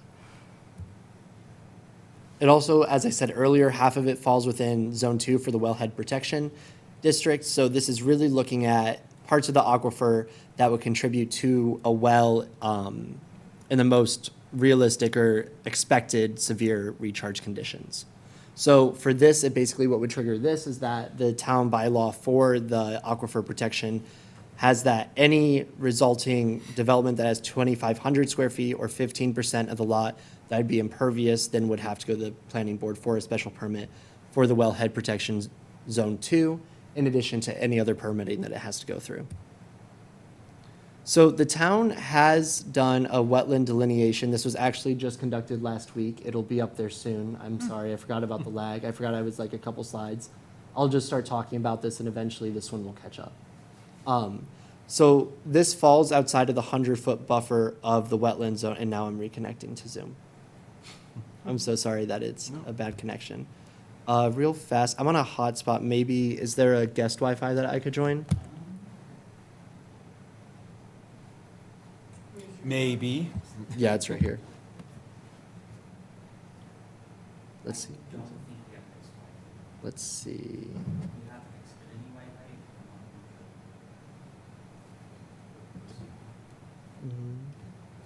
Do you have your hotspot on? Yeah. Can I use that one? Sorry, 1 second. Disconnected me from Zoom.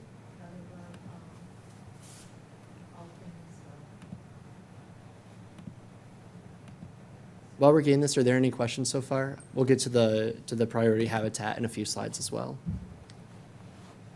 I was just looking for the guest Wi-Fi. All right, this is Verizon. Let's see. Pull it up, you should see it come up. Ah, what a bummer this building is. 9, yep, that's it. Okay.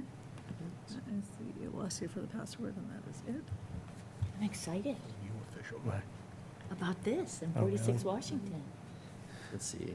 There we go. I know we're still a little bit. And then let me I've pull got- up, I need to pull up the, it kicked me out of the Zoom, so I need to pull up the link one more time. Sounds good.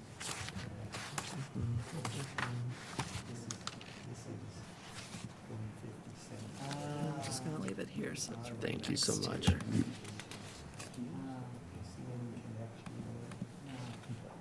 See, this is why we always have a team together. Yeah. Let's see. All right. We're back. Let me share this one more time. Turn your mic off.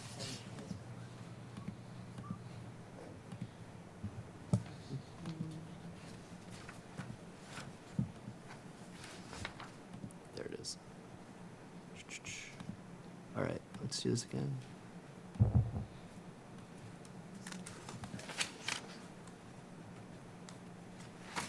We'll let it catch up. There we go. Okay, so this was the draft wetland delineation that the town had done last week.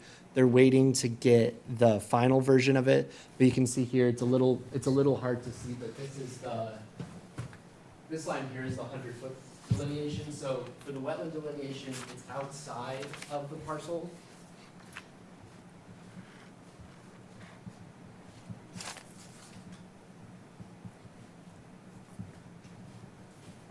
So within the wetland bylaw, there is, under the jurisdiction of the wetland bylaw, it also does specify areas within 100 feet of ponds, rivers, lakes, streams.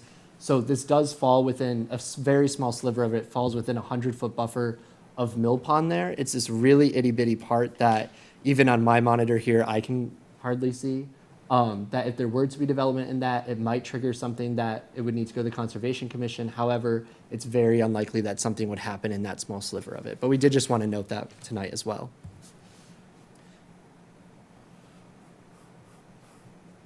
Okay, here we go. So here's where you can see this habitat map. So this green over here with the yellow outline is the habitat map.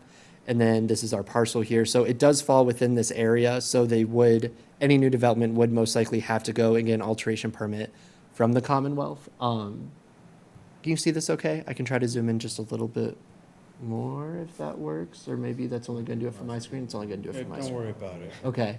Besides feral cats. Let's see. What? Turtles? Not in the building. There we go. No, but right behind it. Sorry. Yeah. No, you're good. So the alteration permit, the main point of this is that any new construction, reconstruction, expansion of buildings, roadways, driveways, parking areas trigger that need for the alteration permit within the habitat area. And then there's a number of findings that the state would have to make sure that this is something that could be done depending on whatever the development proposal that came forward would be. As Emily said, at this stage of the project, this isn't looking for any permits. This is really just thinking, what could you do with the space, and what could the town do with that property as it exists right now. So that's what we have for the existing conditions. Before we get into feedback, I just want to go over the next steps. Very similar to what Emily said in the beginning, based on tonight and based on talks with the town, we'll go through and we'll finalize the existing conditions analysis. And then with RKG, we'll do a market analysis that creates a feasibility model for the finances of the property. Then we'll do the 3 fit studies that look at what could happen on the site. And then we'll present that to the planning board. And then in early fall, we will we'll present a draft report to the select board. And that's what we have there. Happy to hear any feedback, any questions, comments on this project. Stupid question, what's there right now?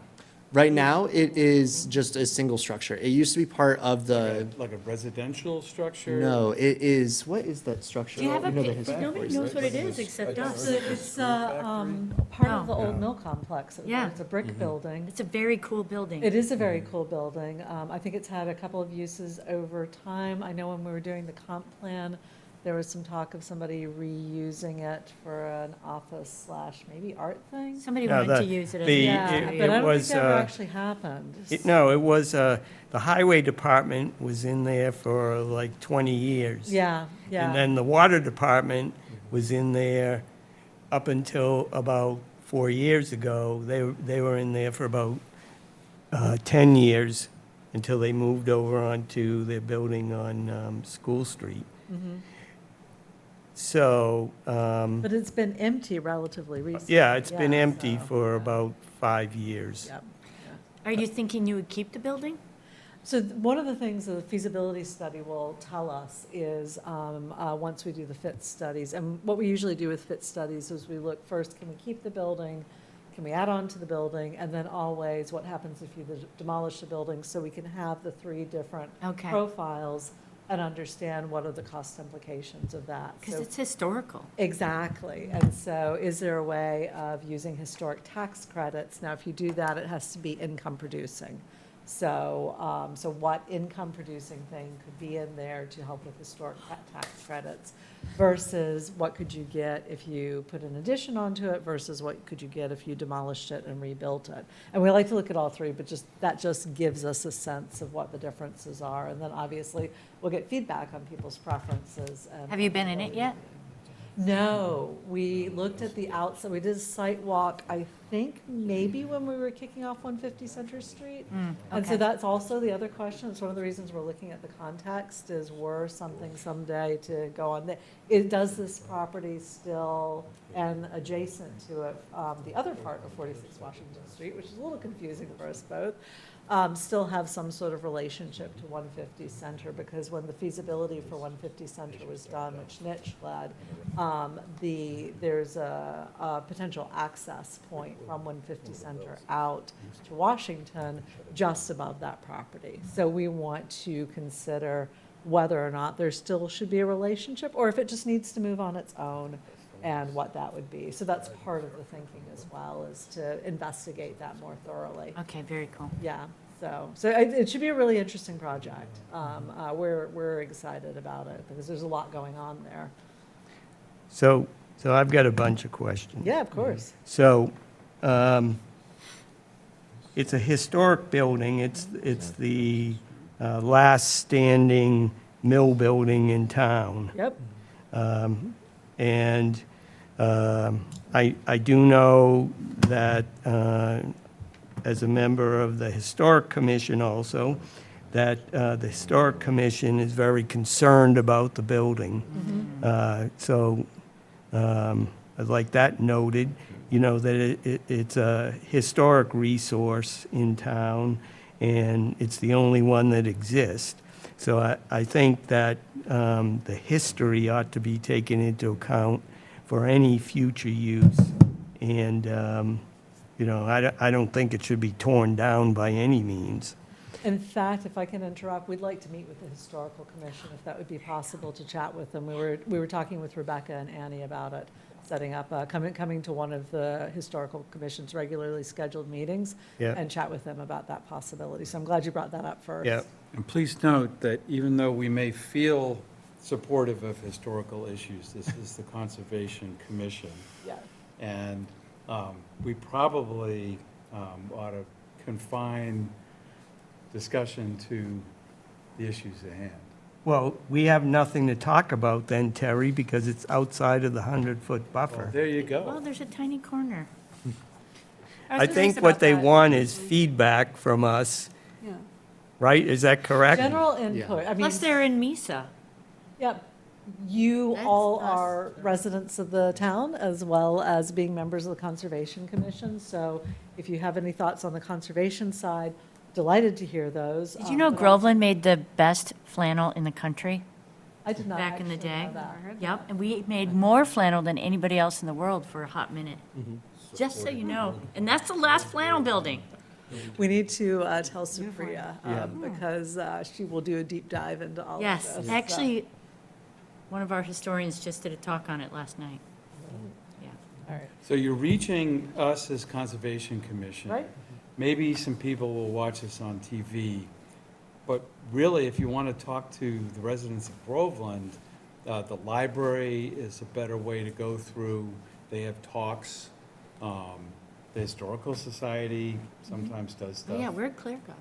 And actually, we've Wait. had great success in Groveland with surveys. A lot of people have invested a lot of time in answering surveys about this. So I think our expectation would be, as we get to the next step and have not just the existing conditions, but more information, is that we would reach out through those surveys. But this is a great way to kick off the conversation because we're talking about physical conditions, and you all do a lot of work on talking with people about physical conditions. So we're hoping to get your input on that.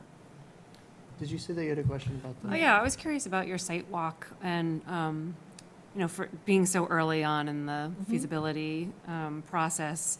Is there like just a general natural resource survey that you do to get a sense of, you know, even though the maps showed no eelgrass, no, not eelgrass, no wetlands, you just confirm it's not there? Are you looking for old growth trees? Like what sorts of things are you looking for on a survey? So the wetland delineation obviously is the first survey. Our team has not yet done a full site walk of it. I have in an earlier iteration of projects, but our team hasn't done that yet. So we are not environmental scientists, we're planners, so we're not going to be able to do as deep a dive as an environmental scientist would be, but we could certainly mark, because they are also important to us, you know, how many large trees are there, what their positions are, what other site and vegetation conditions. I do know what Japanese knotweed looks like. Don't ask me why, it was a battle. So, yeah, we would also be looking for that. We are also eager to get inside the building. So Supriya trained as an architect. Her passion is historic preservation, and I know she is Great. Dying to get into that building to see what it looks like. Awesome. So yeah, Awesome. we are looking forward Oh, we're so as we excited. finish up As the you go existing along, yeah. conditions. Absolutely. We had an unfortunate winter for site walks in terms of the amount of snow and rain that was happening. So we're looking forward to some better weather. You had some more comments, Mike? Love to hear So, those. there were 2 CPA articles related to this parcel. One included a survey, not just wetland survey, which obviously was done, but also a survey of the property boundaries. Okay. Has that been done? I don't think I do they not believe mentioned so, that. no. We'll double check. That's helpful. to Okay. know. Yep. Okay.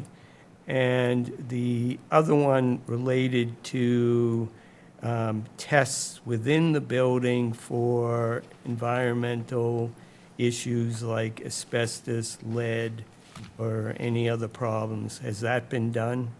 I don't know that it has. Annie's in the process of transferring a whole bunch of documents over to us. If it has, I would expect it to be in there, but we'll also confirm that. Okay. Another thing is, supposedly there is an existing septic system on the property. Ah, okay. And it was checked on by a septic company, located it, but there never was a Title V examination done on it. Okay. Um, I'm assuming the and, Board of Health should have the original record. Uh, Or maybe Yeah, not. you go They right don't. ahead and assume that. Very, very old. They don't have any information on Okay. it. All right, that's- And that's helpful. they actually claim that there is no septic system on there, Okay. but there is something there. There would have to have been Right, something at yeah. some point, yeah, okay. Yeah. People in there. Well, not necessarily. They might have been flushing it directly into the pond, but no, there is something there. Okay. Okay, so nothing's been done on that. Right. We have not heard about the septic, so that is new information. The other two will follow up on. Yeah. So, Okay. really helpful. Okay, and this has nothing to do with the, I think you said that, nothing to do with parcel, the adjoining 6-acre parcel, Right. which is 32025, right? That's correct. Okay, We're not all looking right. at that one. So, I should say, we are looking at that it is within the context of the site. We always look broader, but our focus in terms of fit studies and financial feasibility and all of that is focused on the 46 Washington with the building on it. okay, all right. So,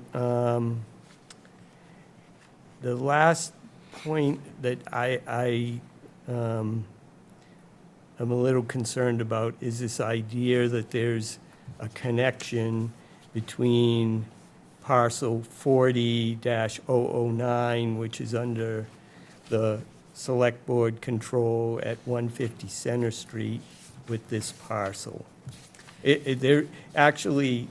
There's no connection between parcel, this parcel, but there's no connection between even 32030. And so I don't understand why anybody thinks there's a connection there. You're absolutely correct. There is not a current connection. In the feasibility study for 150 Center that was completed a couple of years ago, there was a concept or a question that could a connection be established at some point? Could it run around and through? That is not a direct part of this study. I'm just noting that it was a concept that happened back then. Yeah, So, but we're not looking at how that could be accomplished. We're just noting kind of within the overall context of the whole thing that was one of the concepts. And since it would be adjacent to this parcel, we're keeping it in mind as something that was recommended for investigation. yeah. So the two things that are kind of in the way is, first of all, the parcel 40-008 is owned by the Archdiocese of Boston. It's about 22 acres. The town considered purchasing 17 acres of that a few years ago, but didn't want to take on the risk of the EPA restrictions on it. And the other parcel that's in the way is 33006, which is under the commission's care, custody, and control, and has a conservation restriction on it. Right. So, at least right now, it's highly unlikely that you would be able to connect even 32030 with 150 Center Street. There would have to be a lot of conversations among a lot of groups for that to even think about moving forward. Yeah, you're Yep. correct. As I said, it was a concept that came up during the feasibility study. That's it? Yeah, that's it. Other thoughts? I'm just so excited to see you again. Thank you for coming back to Groveland. We love working in Groveland. so- Supriya's back too. Yes. Good. Yes, yes. Nice to meet you, Grant. Nice to meet you as well. Thank you. Thank you. Well, thank you very much. We know you have a Thank you. long agenda, so we appreciate your time tonight, and you will be hearing more from us later on. And we'll make sure you get the slide deck to share out. So, thank you. Thank Thank you. you, everyone. Okay, let's see.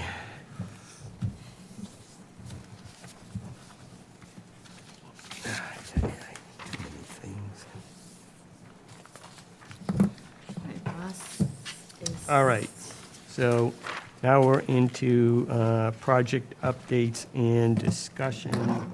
So there's a few items here that we grouped together. Saw this, yep. There's a draft letter requesting the Mass Legislature's approval for allowing a conservation restriction to be put on a parcel of land, map 84L, which is part of the town forest.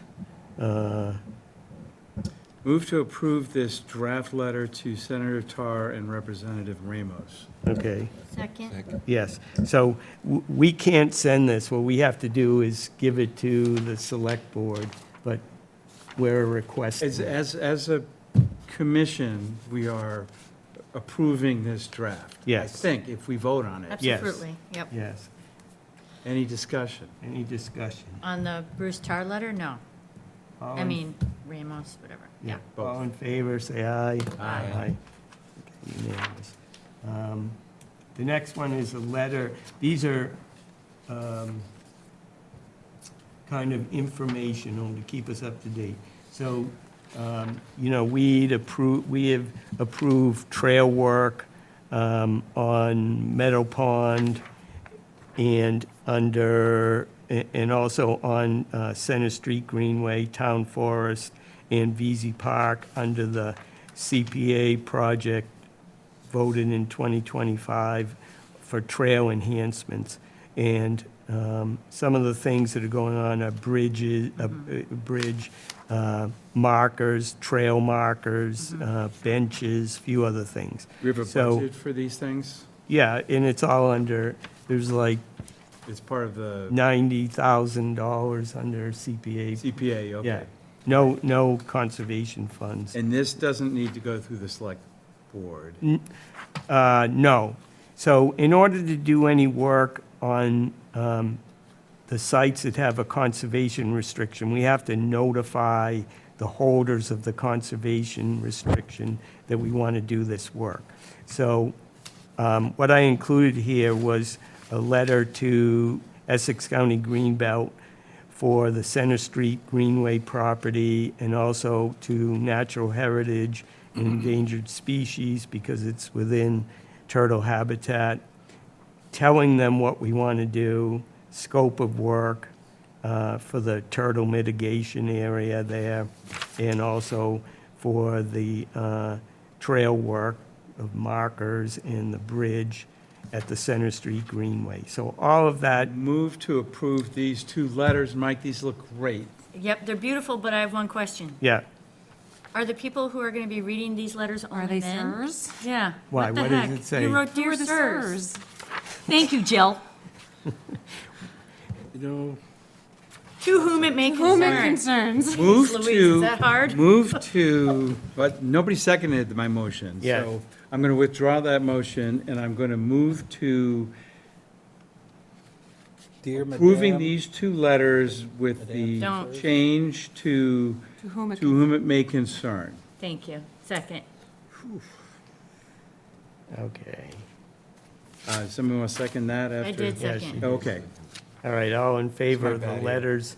Aye. As amended, Yeah. Aye. okay. No, it wasn't amended because He I changed withdrew the it. motion. as restated. It was a take backseat. Are we gonna, do we need to apply for NOIs? No, Work? no. Oh, yes, on Yeah. the bridge, there's already a notice of intent. There already is one. Yeah. That's one thing that could be There's- added, is that we have the permits in hand, or, Jill, you're so smart. Friendly amendment, what Jill said.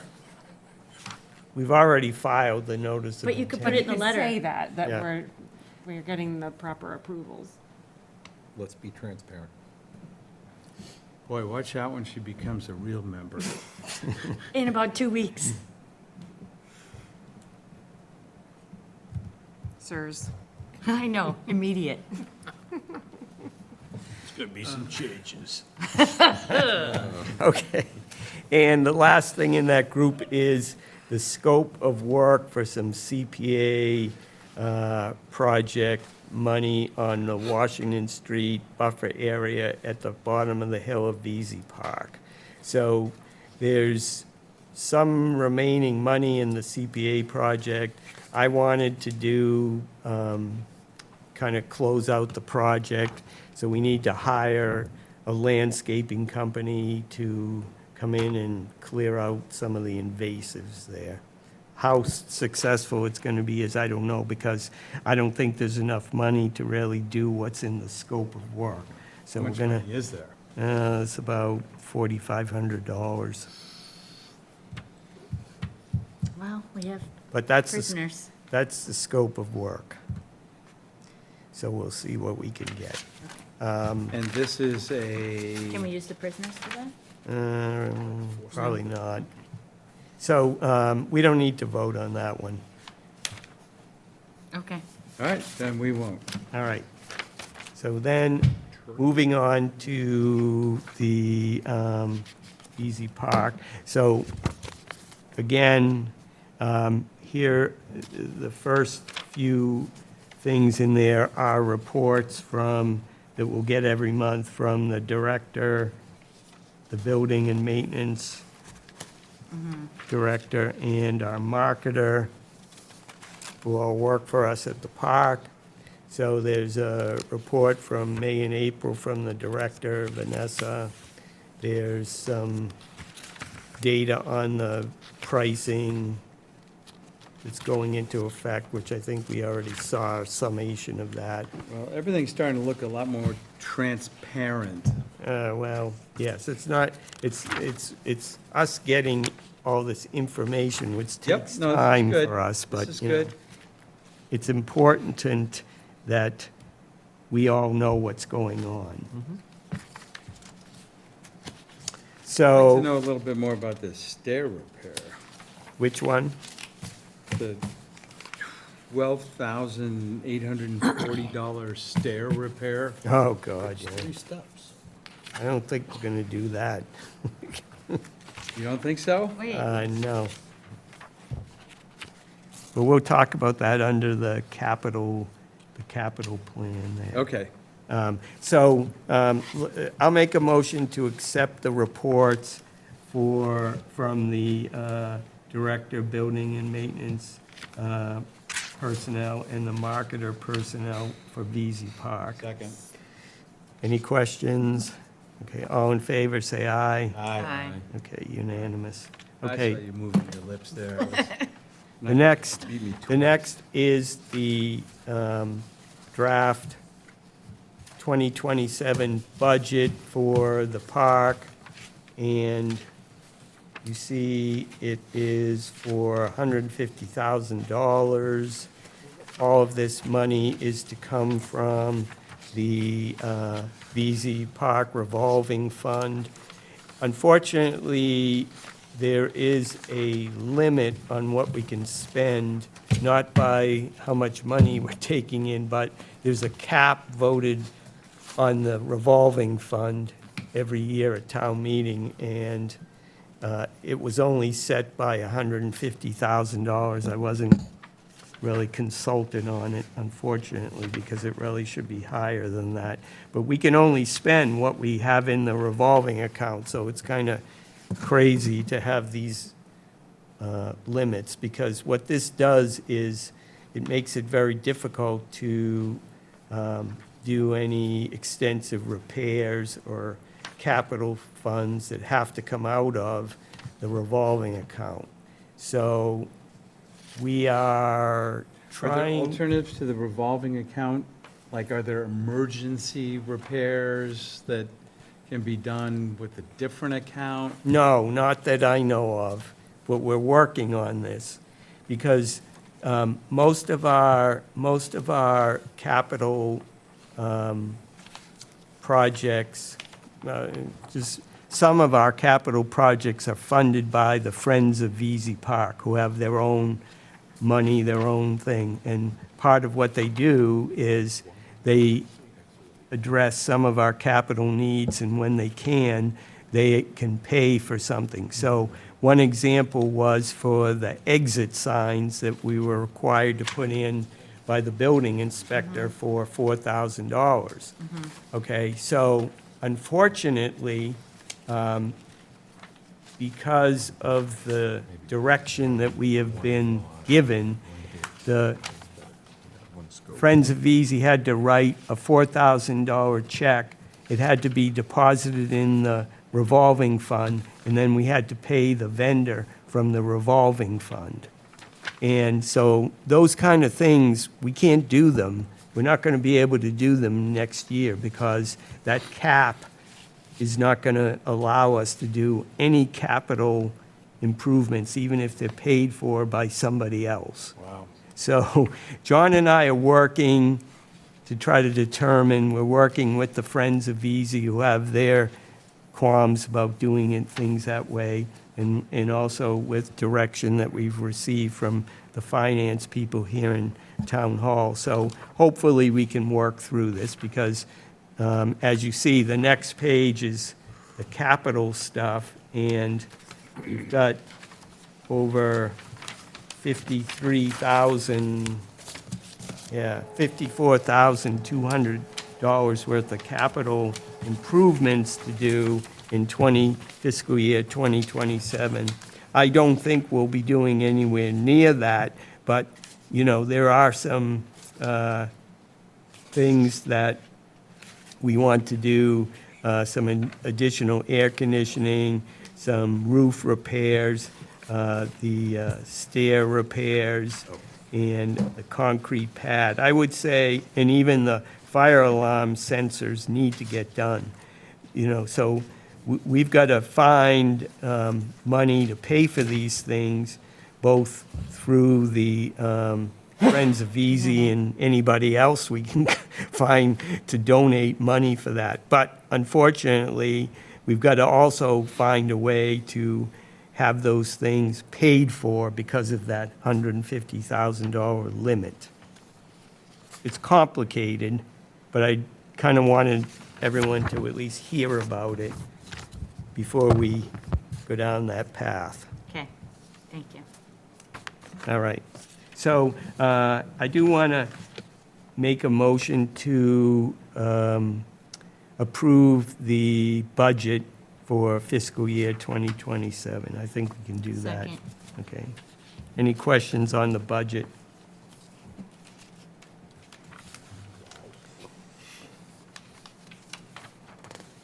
Okay. All in favor of the budget for fiscal year 2027 for VZ Memorial Park, say aye. Aye. Aye, okay. All right. Yeah, and Terry, just do that, that stair repair for $12,000. Even Steve here, who got the quote, thought it was totally outrageous. A little high. Seems steep. Yeah, it is. RR. The next item is to approve, we had seen a draft sign for the forest site presented by Diane, who's working up there. And so I'd like to vote to approve either a sign or a kiosk. Both of them will be within the forest site, not outside of that. Wait, we saw a sign? Yeah, we did. Did I see it? I Yeah, but think you so. forgot. It was a draft. There'll Okay, be an as-built. whatever you say. If Diane says it's okay, I vote with Diane. Yeah, yeah. No, I just want to make sure we vote to approve things like this Okay, so that, you know, demonstrating that we're on the ball here, watching out what's going on Okay. up there. All right, so I'll make a motion to approve either the sign or kiosk Second. within the forest site and mulching provided by the Friends of Easy. The Friends of Easy are paying for this, for those things, so Perfect. it's not affecting our finances. Was there a second on it? Okay. All right, any questions on that one? All right, so all in favor of the sign or kiosk and the mulch purchased by the Friends of Easy, say aye. Aye. So the next one, there's no action on this one. So John and I had shown you a kind of draft standard operating procedure in a couple of documents for how we're going about paying our bills, collecting our money, that kind of stuff. So since then, John and I did some work on it. We're planning on putting some of these procedures in place as soon as possible because they were brought up by the town administrator, by the auditors, said they didn't like how we were doing things. So we have to change. They're simple things. It's just most of the financial management of the revolving fund and bill collection and check deposits, that type of thing, is going to be taken over by John. So we want to put this down on paper so that we know exactly what's being done, and when somebody comes to audit, we can just give them this and say, here's how it's done. So we're working on that. Don't have anything to do with that for voting. But Okay. we'll give you the final thing that both of us come up with at our next meeting. All right. The next one, okay, last time we voted to accept the rolls for the 3 residential units. And so, and I explained about the 3 residential properties being on a tenant at will basis now on a month-to-month agreement.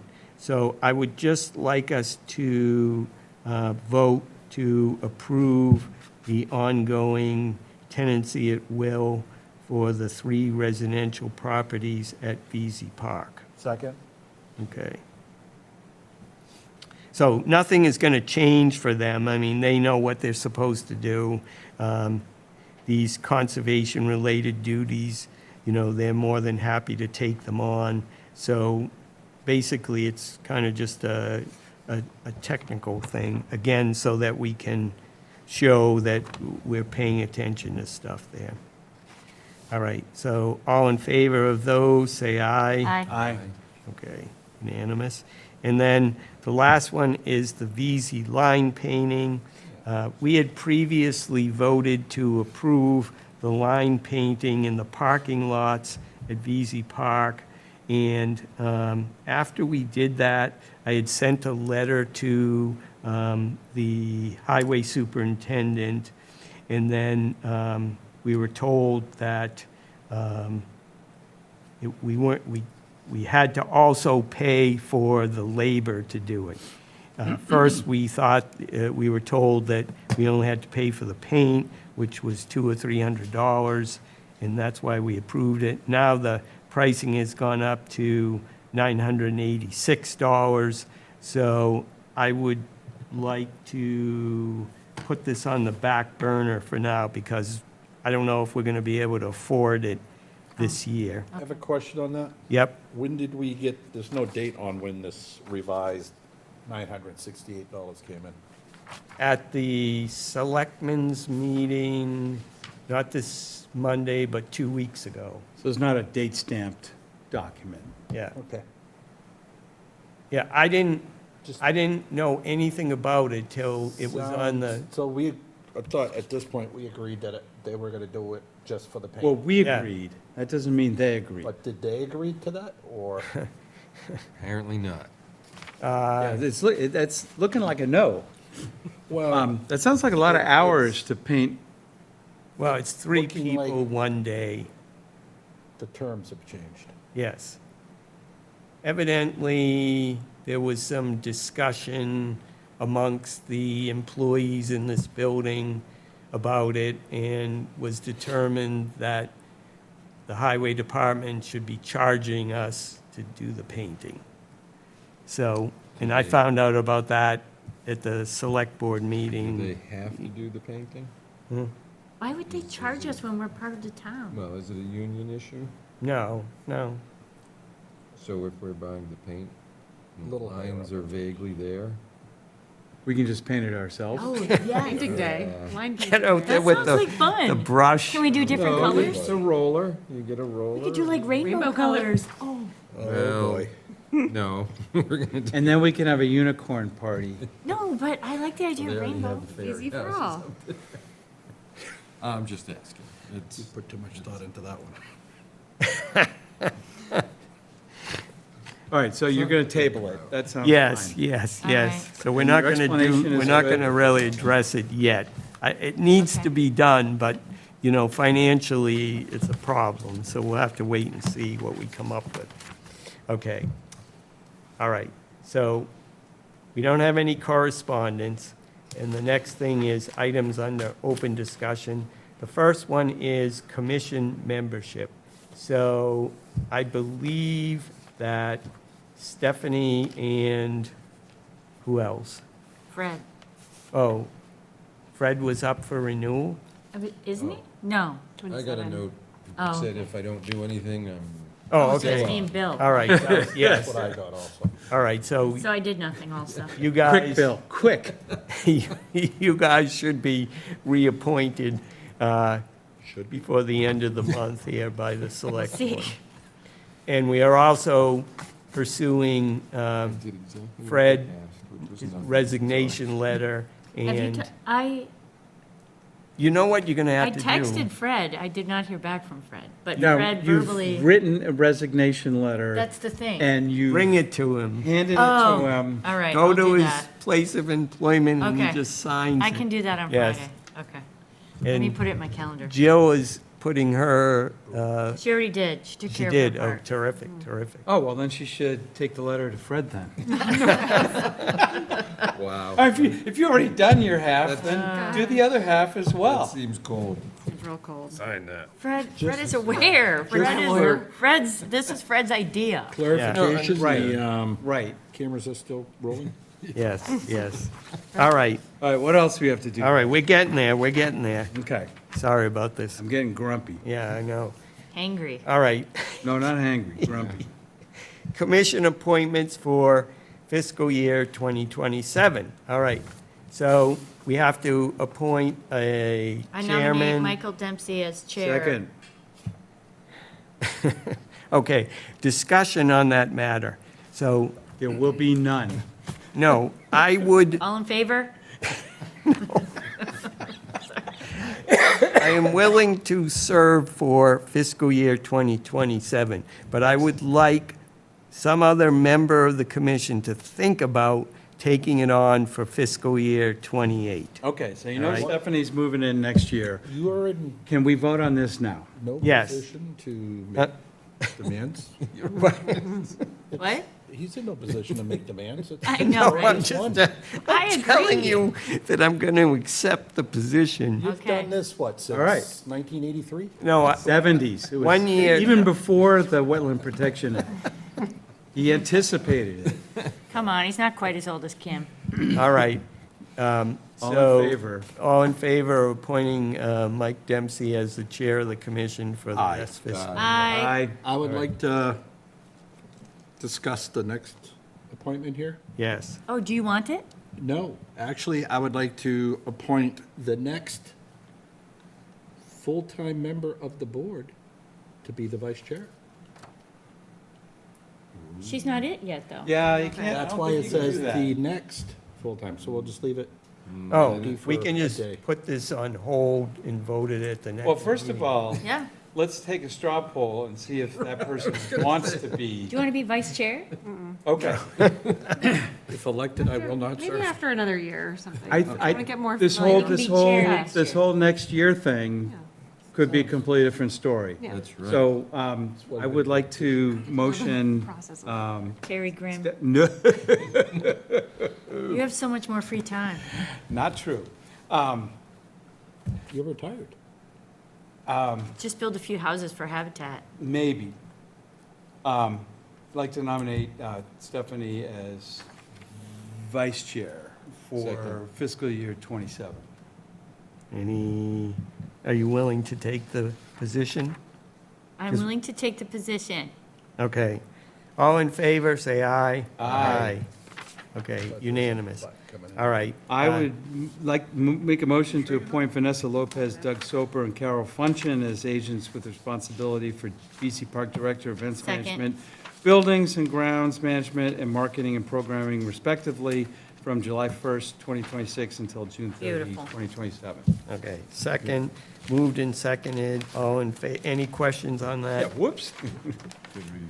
All in favor, say aye. Aye. You left off Yeah, that you one skipped. before that. Make a motion to authorize the chair to sign Oh. Port Commission from July 1st, 2026 until July 30th, 2027. Second. Discussion.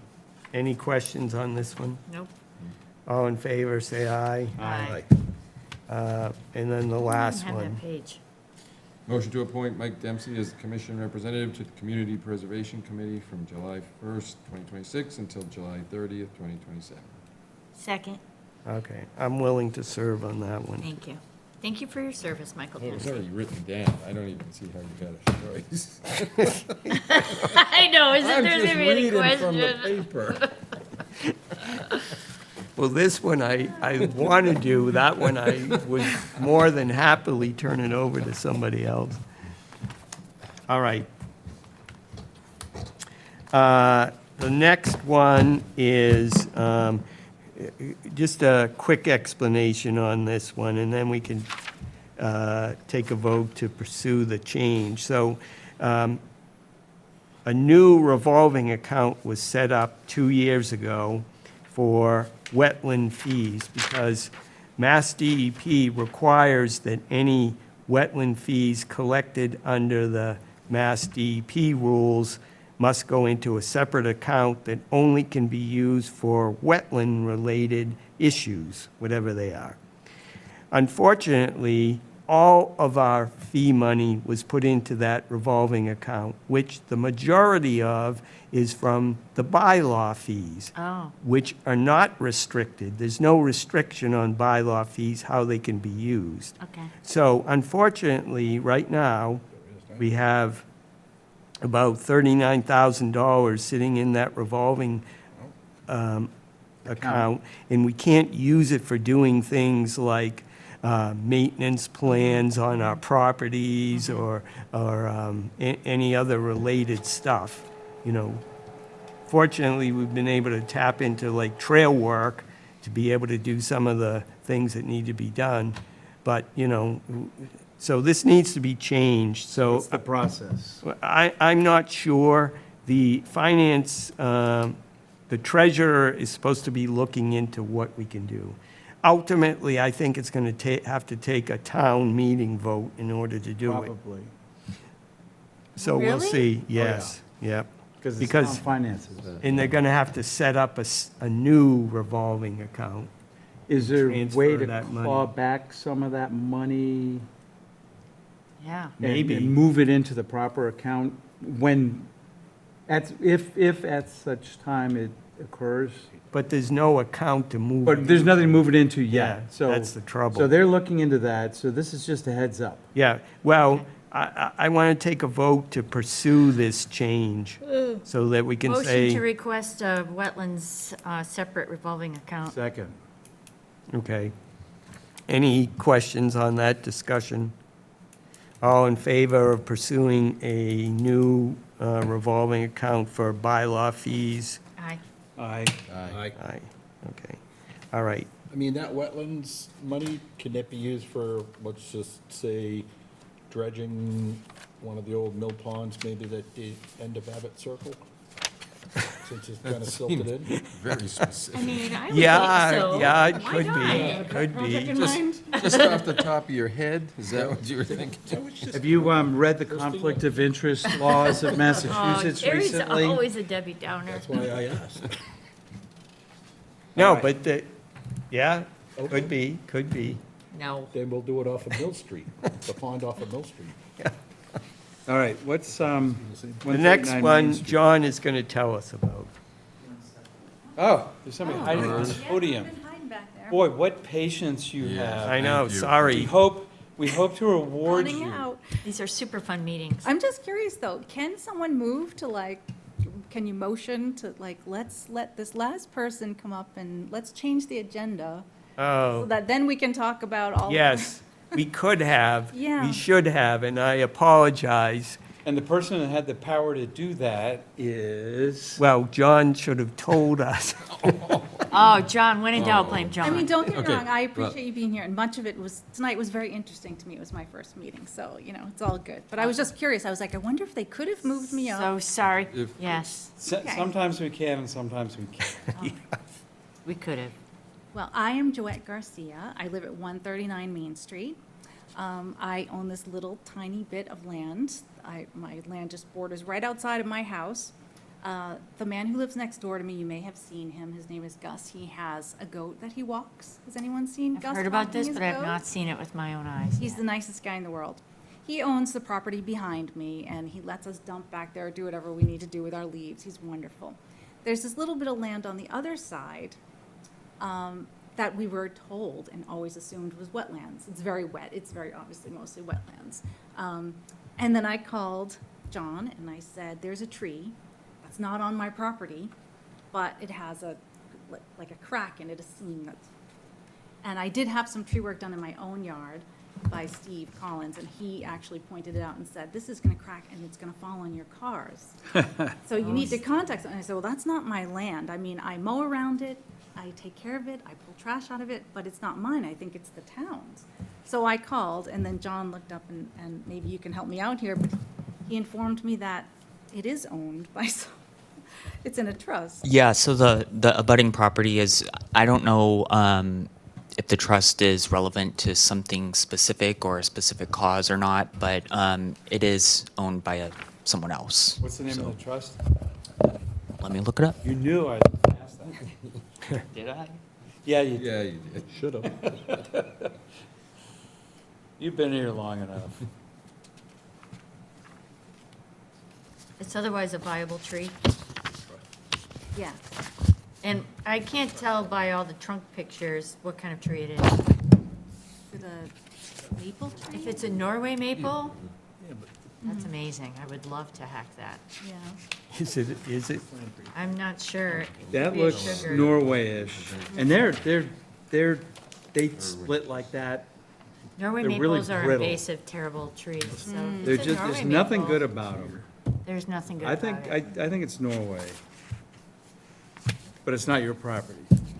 Is there a better But- picture of But the if it leaves? falls on your car, you got a lawsuit. If it's wetland, though, it's probably a silver, I bet. Nori Family Trust, Noury Family Oh, yeah, Trust. Nori, yep. Yeah, but you. Is that someone on Cranton? Yes. Okay, that makes sense. So, John, Looks like you're a power line there too, or a is it- telephone line. Yeah, or something. That's No, split. look at those leaves right there. Possibly. is it within BVW or is it just in the buffer zone? I don't know the specific location of the Okay. tree. If it's, Can you show us on the yeah, map? show us on this map.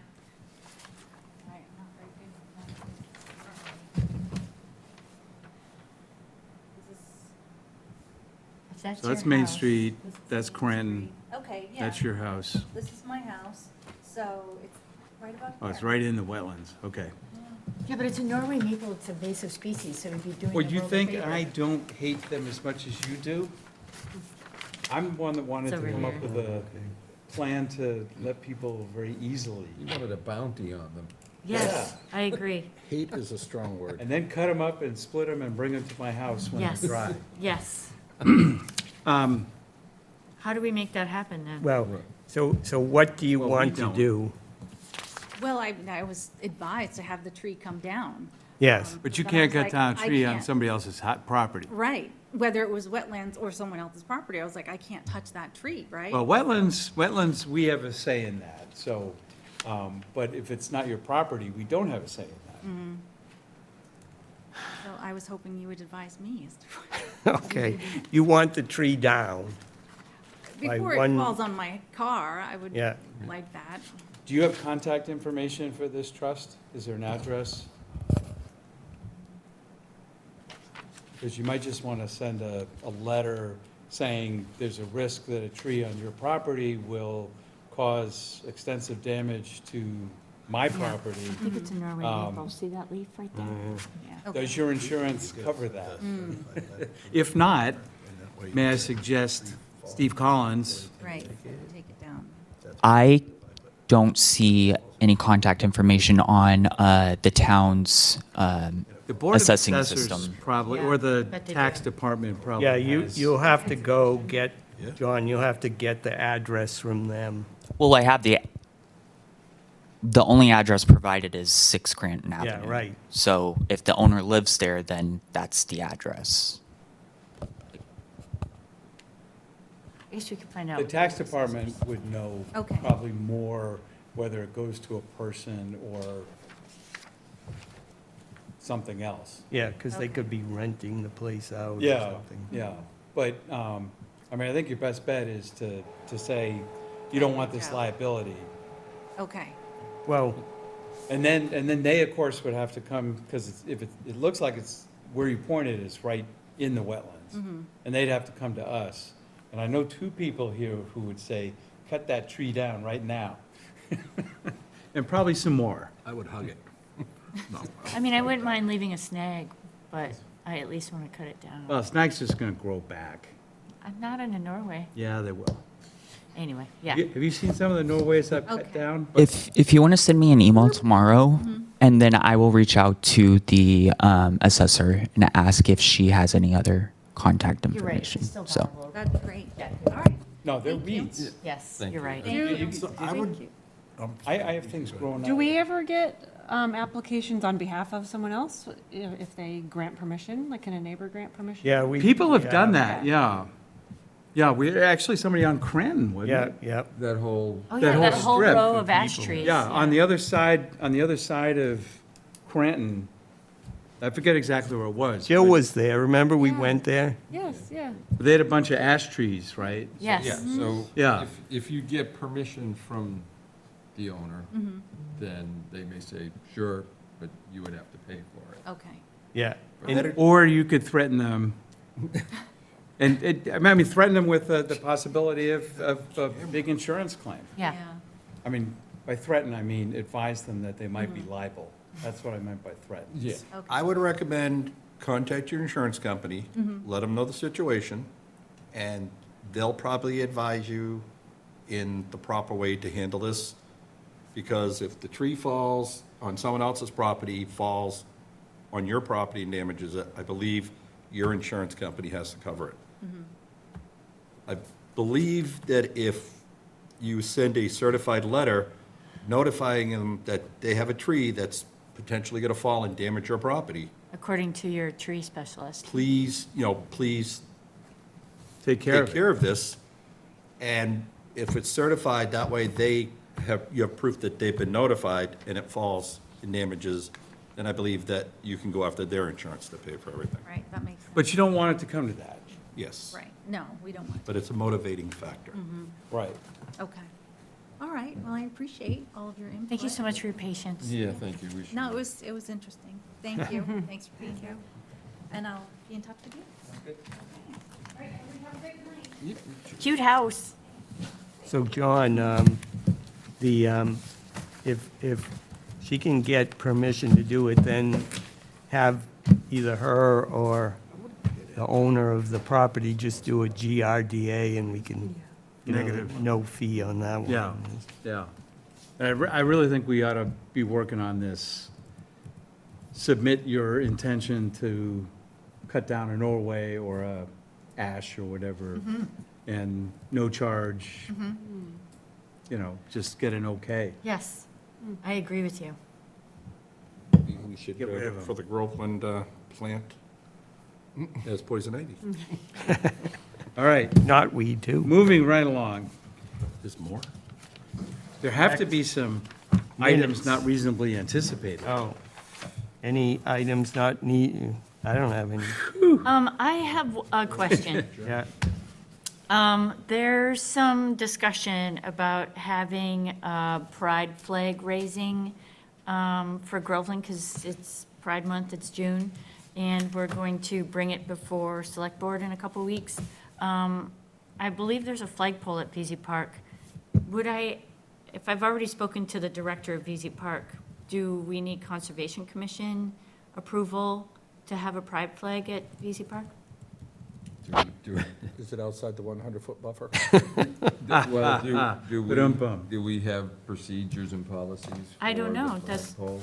I mean, my guess is that we don't. Yep, we don't. And If the director approves of it, is that adequate? I'd say that doesn't fall under our jurisdiction, but we appreciate you asking. Select Board? I mean, we're going to Select Board anyway. Yeah, but I mean, appreciate you asking if we think that we need to approve it. I don't think we do. Oh, you don't think we have to approve it? I don't think we as a commission have to approve it. If Okay. we sort of have, not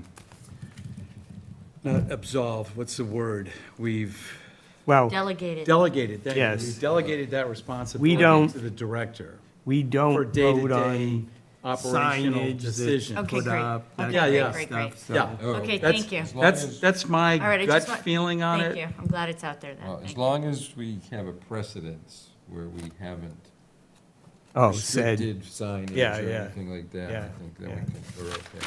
Okay, thank you. all right. Approval of the May 13th, 2026 meeting minutes. I have a question. Yep. Page 4, third of the way down.